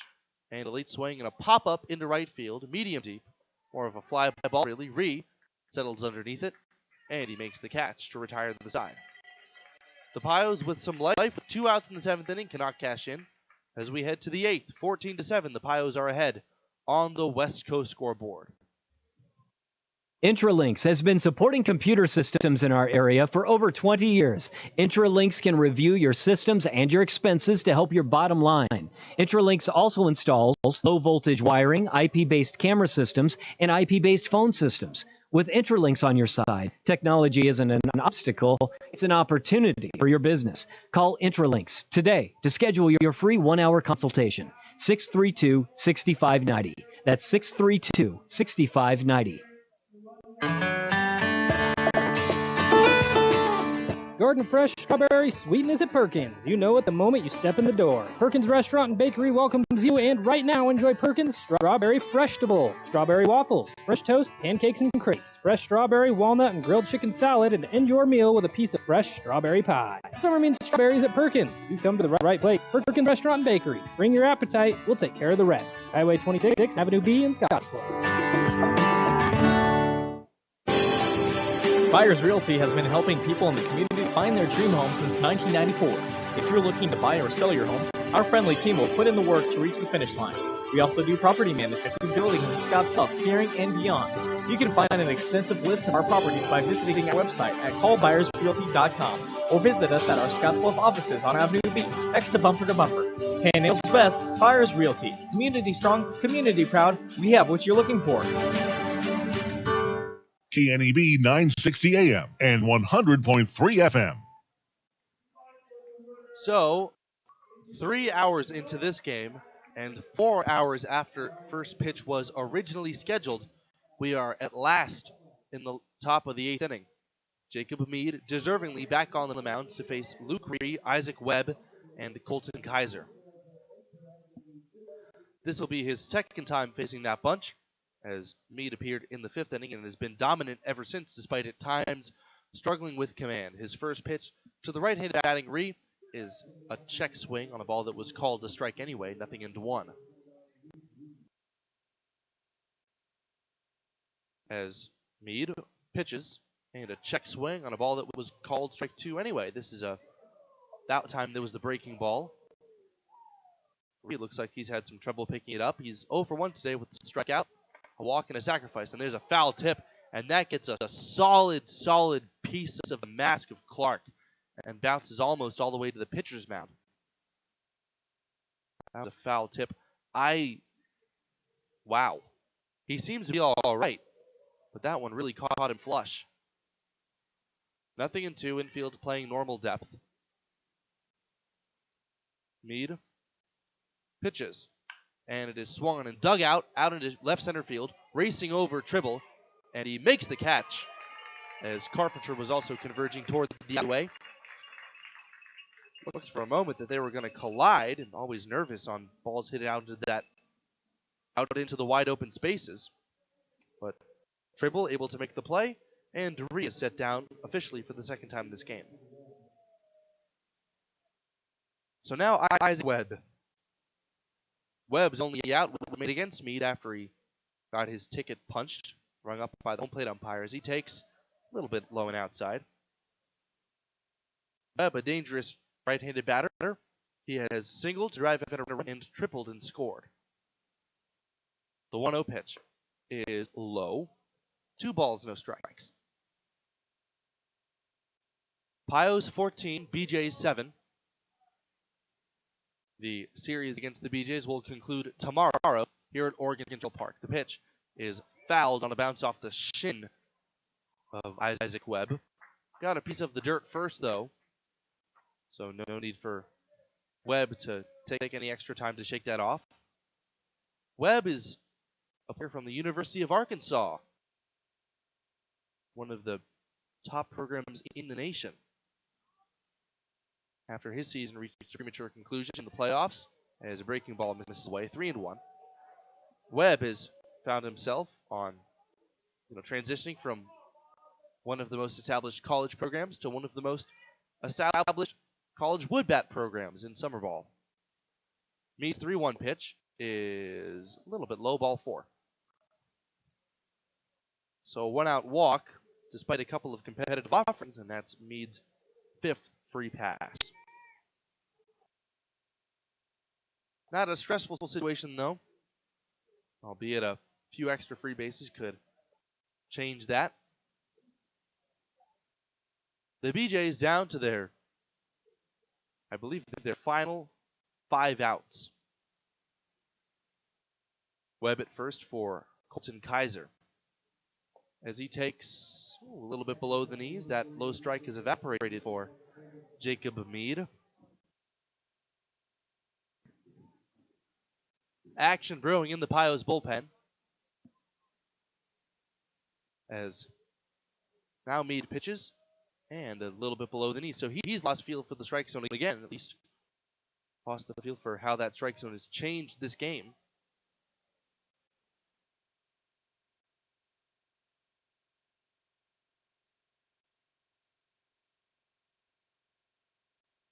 A look at first. Now the pitch is swung on and missed. 2-1. That was a fastball over the outer half. 2 balls, 1 strike. Infield double play depth. Mead, more of a strikeout pitcher, could play for a pair if he were to break off that nasty sinker we know he's got. The 2-1 is up and in. Ball 3 to Colton Kaiser. Webb, the runner at first. A conservative lead, just as much a matter of circumstance. Asensio still holding. Here's the pitch, and it is in there at the knees. Strike 2 called. Colton Kaiser tried to stroll down to first base prematurely. So now he has to make the stroll of contrition back into the right-handed box.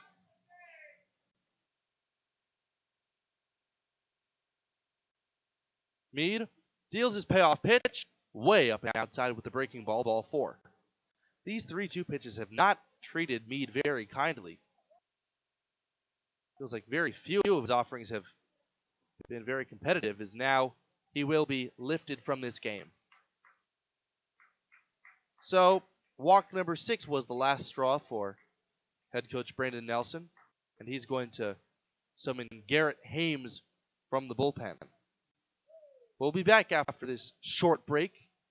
Here in the 8th inning, 14-7, the Pios lead it on the West Coast scoreboard. Are today's interest rates holding you back from buying a home of your own? Hi, my name is Jennifer Yurdelis, and I'm a loan officer at Castle & Cook Mortgage. I'm excited to introduce our newest promotion, Simplify. With Simplify, you can buy a home today and refinance later without our lender fees. This promotion is active for 36 months after you purchase your new home through us, giving you time and flexibility to refinance when it's right for you. If you're ready to make the leap into home ownership, give me a call at 308-220-0503. Jennifer Yurdelis, NMLS ID 1059626. Not all who apply will qualify. Equal housing lender, Castle & Cook Mortgage, LLC, NMLS ID 1251. Fender bender, hailstorm, couldn't stop on the ice in time. After everyone is safe, Scott Bluff Body and Paint should be the first call you make. There is a better shop in the area. Our highly skilled team is experienced at performing all auto body repair and paint jobs. Stop by anytime and speak to one of our technicians, and we'll do a full inspection to show you just how little our repair services will cost you. Our work is not complete until your car is safe and you're on the road again. Call today, Scottsbluff Body and Paint, 225-6408. Check out Runza's Spicy Barbecue Bacon Burger. Whew, that's a tongue twister. Say that 5 times fast. Runza's Spicy Barbecue Bacon Burger. Runza's Spicy Barbecue Bacon Burger. No, I didn't actually. Runza's Spicy Barbecue Bacon Burger. Try Runza's Spicy Barbecue Bacon Burger with barbecue sauce, jalapenos, bacon, pepper dipped cheese, and crispy onion strips. Runza's Spicy Barbecue Bacon Burger. Runza's Spicy Because Barbecue from the way Bacon we Burger. make it to the way it makes you feel, Runza makes it all better. KNE 960 AM and 100.3 FM. Garrett Hames on the mound, the big, strong right-hander in relief of Jacob Mead, who went 3.1 innings. The book's still open on him, as he is responsible for Webb at second and Kaiser at first. So now Owen May up against Garrett Hames. Hames set out the belt. Big and physical presence, kicks and deals, and misses badly off the inside corner with a breaking ball, ball 1. There is still time, as oddly as it sounds, in a 14-7 game, for the BJs to make a late run at this one. 2-on-1 out infield, playing for a pair. Hames kicks and deals, and misses away with the breaking ball. 2 balls, no strikes. A fly out to start this frame, and then 2 straight walks surrendered by Jacob Mead.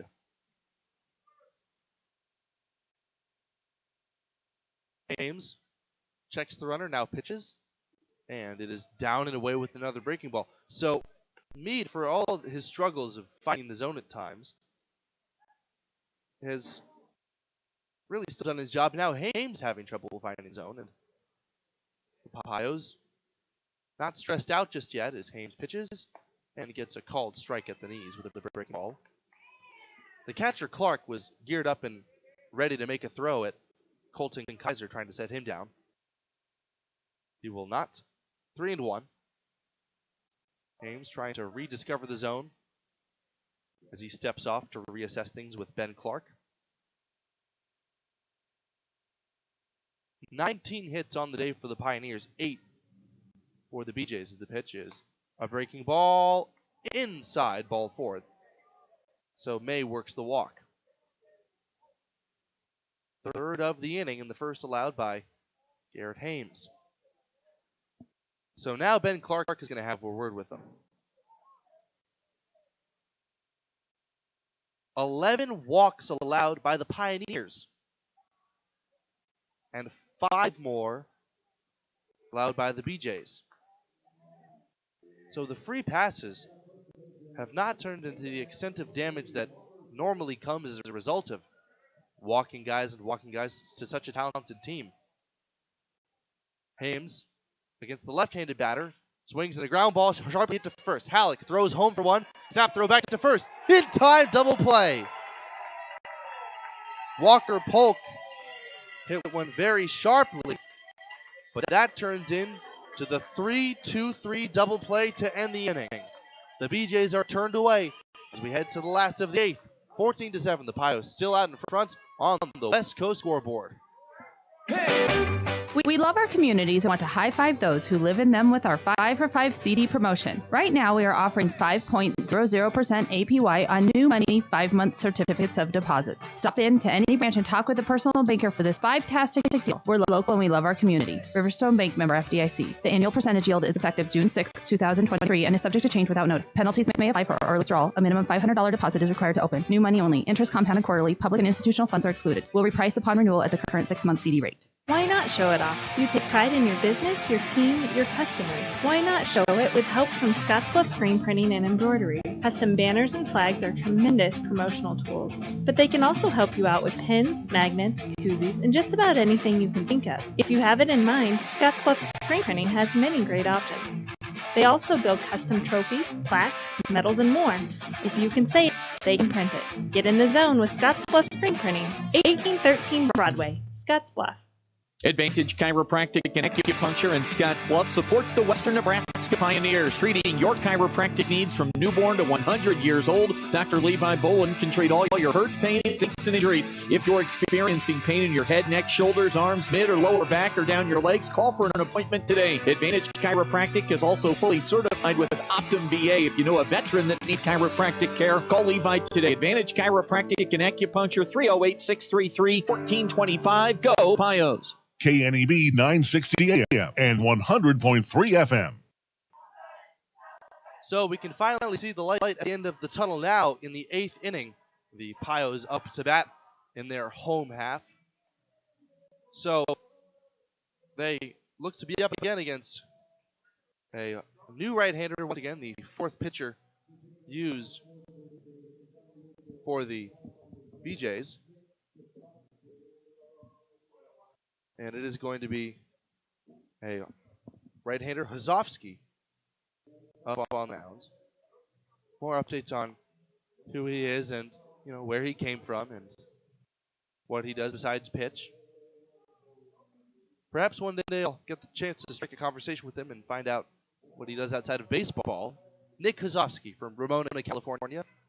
A two-way player on the roster, 6'2" and 190 pounds, out of San Diego Mesa College. Hozovsky in relief of Luke Wilkerson.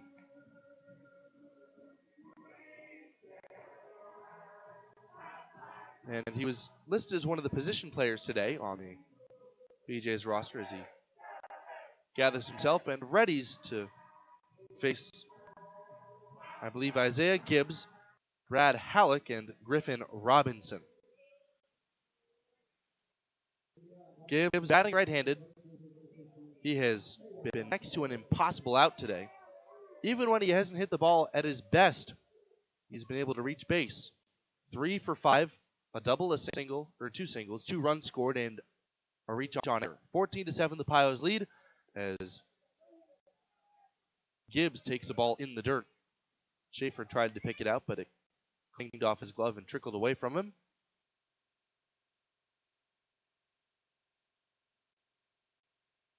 Here's the pitch. Up and away with the fastball. Hozovsky down 2-0. So 8 pitchers used tonight for either side. That looks to be how it all shakes out. As Gibbs swings and foul, tips the ball right into the glove of Schaefer. 2-1. Gibbs, so much pop, still waiting on that first home run. The 2-1 is at the knees, called strike 2. That was one of the better pitches that we've seen from anybody today, really, on the black of the outside corner and at the knees. Infield's playing back. Gibbs, a fast runner, might be able to exploit that even if he were to hit the ball weakly. There's a ball missing outside. 3 balls, 2 strikes.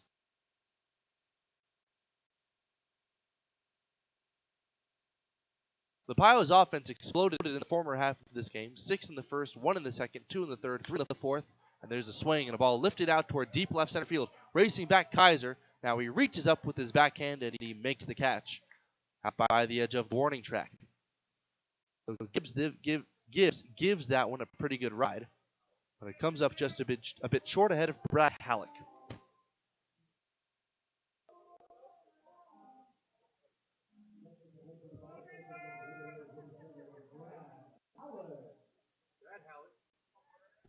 Halleck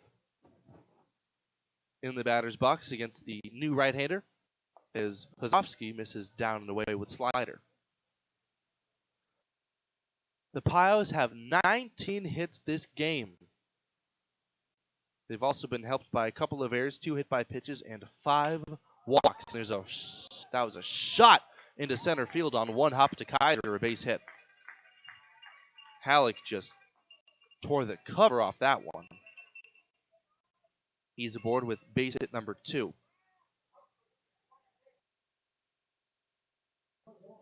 So the line chuggeth along ahead of Griffin Robinson, who has not been retired this game. He is the only person on either team for whom that holds true. There's a swing and a pop-up out into fairly deep center field. Backpedaling now, Kaiser after moving to his left.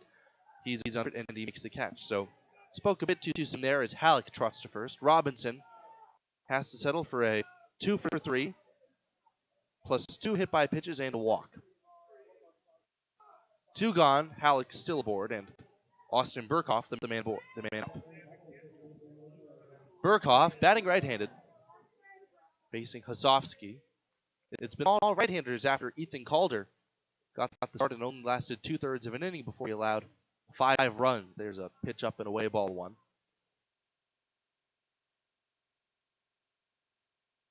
The Liberal BJs will have to likely turn the page ahead of tomorrow's contest to begin at 6:35 p.m. Mountain Time.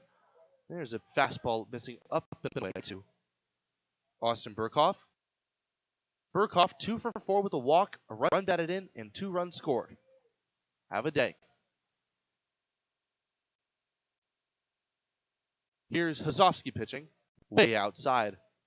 That likely would have been behind a left-handed batter.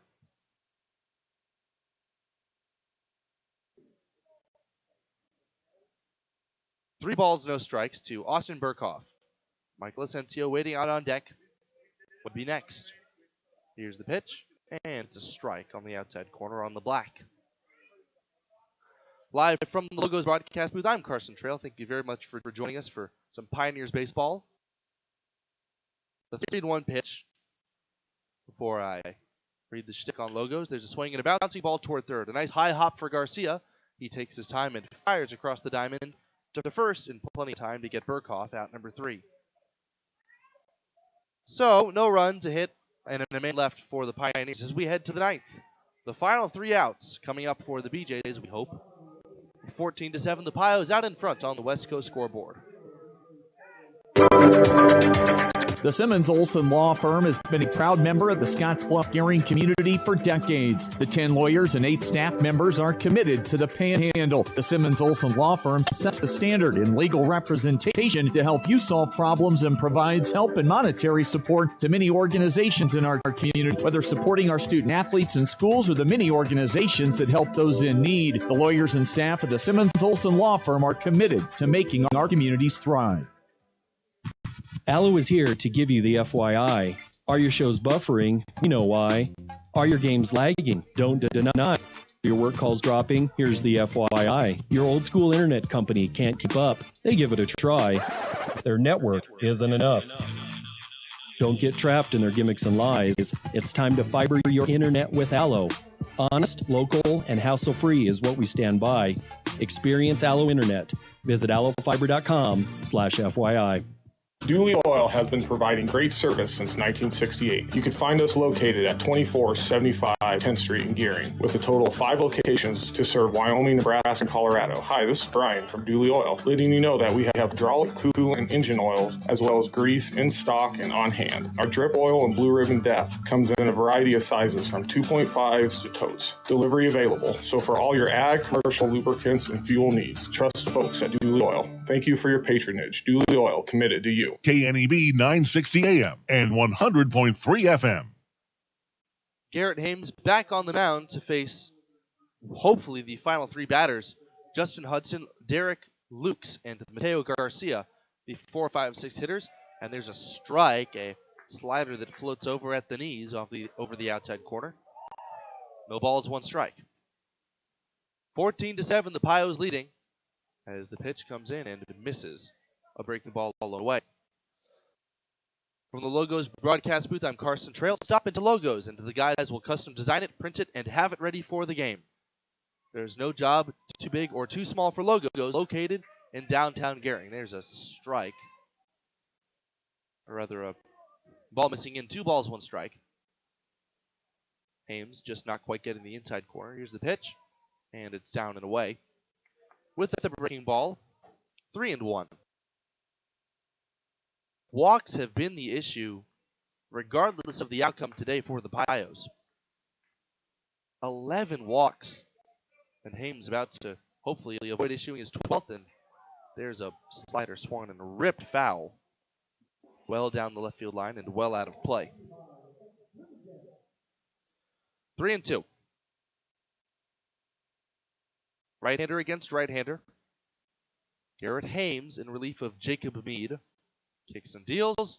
And it is swung on and missed. Strike 3. A slider over the inside corner. And Hudson likely chased ball 4. First strikeout of the game for Hames. He came in with 2 runners on, walked a guy to load the bases, and then induced a 3-2-3 double play. Just like he drew it up. Now Derek Lukes, the DH for today. The first pitch is a breaking ball in the dirt, smothered by Ben Clark, who's really had an outstanding defensive game behind home plate.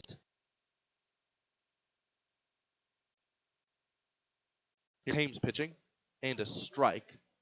That slider not all that sharp, but he's been able to spot it in spots where the BJs have not been able to do all that much damage, at least so far. The 1-1. Fastball way outside. An easy take that time. Clark just manages his spirit. 2-1. Lukes waits, and he swings and hits a shot on one hop out, backhanded at second by Burkhoff. He settles himself, and he throws him out at first. That ball was hit very hard, but Burkhoff, who went back on the ball, still did a good job of not letting the ball play him. And now the BJs are down to their final out. 14-7, the Pios leading. And they hope to win this football game of a match.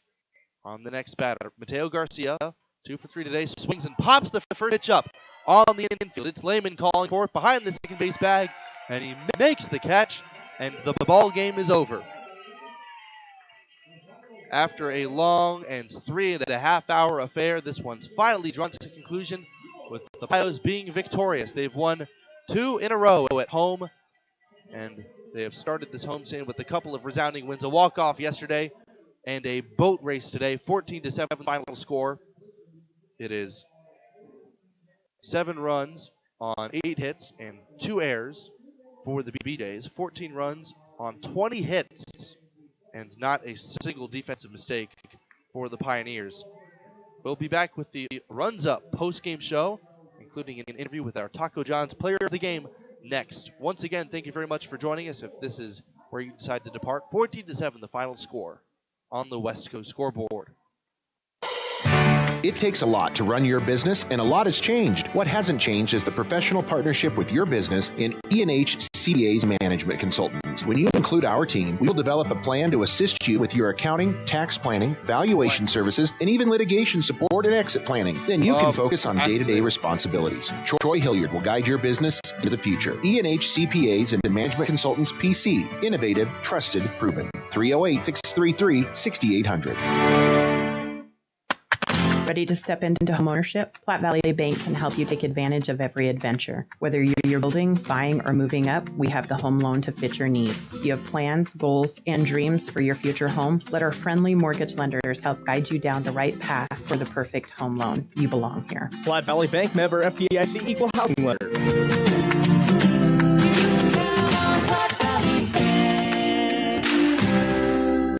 Community banking for you.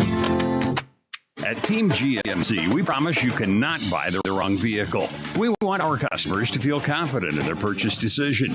Most vehicles come with a 7-day, 500-mile, no questions asked guarantee. That's right. Most vehicle purchases come with a 7-day, 500-mile, no questions asked guarantee. Team GMC. No games, no gimmicks. You just can't buy the wrong vehicle. Team GMC in Scottsbluff. Shop online right now at tmocenter.net. GMC, we are professional grade. Be the envy of the neighborhood with the new Green Mountain Grill from High Plains Spas and Recreation. In addition, Green Mountain Grill's High Plains Spas and Recreation also has the pellets, cooking spices, rib racks, smoking shelves, covers, and other accessories, as well as replacement parts. If they don't have what you need, they could get it. Yep, get a Green Mountain Grill and be that neighbor that's always admired for the wonderful, yummy barbecue smells. High Plains Spas and Recreation, open 9 to 5, Monday through Friday, 17 to 25 East Overland in Scottsbluff. At Russell's Automotive in Scottsbluff, they believe in providing the best auto repair services and warranties to their customers. That's why they're excited to announce their new coast-to-coast nationwide warranty through the Certified Auto Repair Network. With every repair they make, you'll receive a 36-month or 36,000-mile warranty on parts and labor honored nationwide. Their ASC certified technicians use the latest diagnostic tools and equipment to make sure your car is running like new. And with their new nationwide warranty, you can travel worry-free knowing that you're covered no matter where you go. So come on down to Russell's Automotive in Scottsbluff today and experience the best in auto repair services and warranty. Call them now to schedule your appointment. Some of my fondest childhood memories are from volunteering with my grandmother. Helping others was her passion. She'd always say, the sweetest fruits of life come from serving others. And she was right. At Shelter Insurance, we strive to make a positive impact in the communities where we work and live. Ask Travis Hawk about Shelter's auto, home, and life options.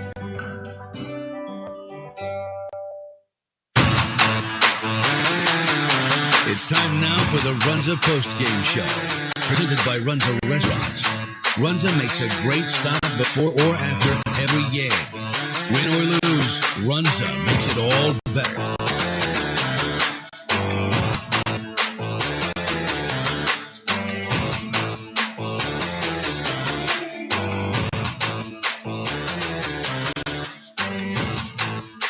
Welcome all to our Runza post-game show. The Pioneers with a resounding victory over the Liberal BJs from Liberal, Kansas. The first of two, just having drawn to conclusion. To give you kind of a rundown of how the game shook out, the Pioneers got off to a fast start, answering quickly back after two came across in the first inning after a couple of productive groundouts, got home a couple of runs after a walk and a double. The Pioneers put up 6 in response, and a man responsible for that, we will have him on the airwaves in just a moment. Hint, hint, it's our Taco John's player of the game. The Pioneers offense would not let up, at least not for quite a few innings thereafter. 1 in the second, 2 in the third, 3 in the fourth, and 2 in the fifth before they would finally be held scoreless in the 6th, 7th, and 8th innings. And despite the best efforts of the BJs to make the Pios pay for some free passes, a lot of walks were issued by the pitching staff this game. That's something they'll look to improve upon. But a win's a win, and this one a resounding victory indeed. The final line score, 7 runs to 14. The BJs falling victim, and that's their first loss of the year. They fall to 4-1. The Pios, with their 14 runs, got 20 hits, yet stranded 13, and they improve upon their 5-3 mark. They are now 6-3. All of those victories coming at home. So the time of the game was 3 hours and 24 minutes. The winning pitcher, Jacob Mead, after 3.1 innings of what would end up being scoreless relief and a hitless relief. The losing pitcher, Ethan Calder. Not a safe situation, but the Pios will certainly take the victory, regardless of the margin of victory. The walk-off yesterday, and now the 7-run dominant performance on every side of the ball today. Now our Taco John's player of the game, our post-game interview. We have Griffin Robinson here with us. Griffin, thank you very much for joining us. Are you hearing me loud and clear? Yep, I can hear you. All right, fantastic. Thanks again. It's nice to have you back, and it's good to have you up in the box after a win. Heck yeah, it's exciting. All right, so you guys just got the victory over a very talented Liberal BJ's team.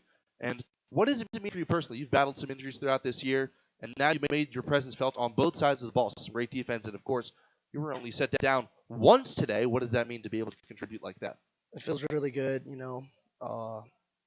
fighting through the injury. It's been a struggle watching everyone play, but just, being a great teammate, even when you're not playing. And I believe in, what goes around comes around. And it's exciting, man. It feels good.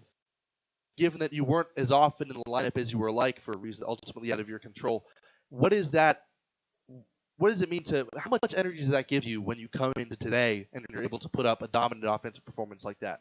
Man, it makes you just feel like you're on top of the world, but in my head, just want to stay humble. I want to play for the guy right next to me, and I want to win games and have fun. It's fun winning. Yeah, winning is fun. That's something that came up on our pregame show with head coach Brandon Nelson earlier on today. Speaking of your teammates, Michael Asensio with another outstanding performance, our honorable mention for our Taco John's player of the game. A couple of hits and a lot of productive at-bats with runners in scoring position. The team has kind of struggled in that regard. And what kind of energy did that bring the dugout, seeing him succeed in such big situations? Man, the way you keep your dugout in the game is you got to create energy. Whether that's a play in the field, whether that's a hit. And Big Mike, he came up with the hits tonight, and I just went from there. A sacrifice fly to score a run, a single to score a run, and a ringing double. It felt like that he was making hard contact all over the place. The same can be said for you. Both you and Asensio missed a home run by a matter of feet. It is a little bit frustrating that the one day the wind decides to stop blowing is the day that you decide to run into one. Yeah, man. Put a good swing on it, but I guess I need to hit the weight room a little bit more. I mean, that's been the case with the past couple of hitters. Aiden Orr missing a home run yesterday by a matter of feet, and then you today, Griffin, and Michael Asensio coming just a couple of feet short. But the power of this team on full display today, even if you were kept in the yard. And my last question for you today, what will it take to keep the energy up on the homestand? You mentioned a little bit about kind of making big plays, but from the get-go, with Landon Murray on the mound tomorrow and Tyler Bryan on the mound the day after that. I mean, it's just when you got guys like that pitching for you, it's easy to get complacent because they're so good. And we talked in our after game meeting. We talked about how they're going to come back out as a new team. We have something to prove to them again, and we're going to come out hot. That's the plan. So just creating plays and making things happen.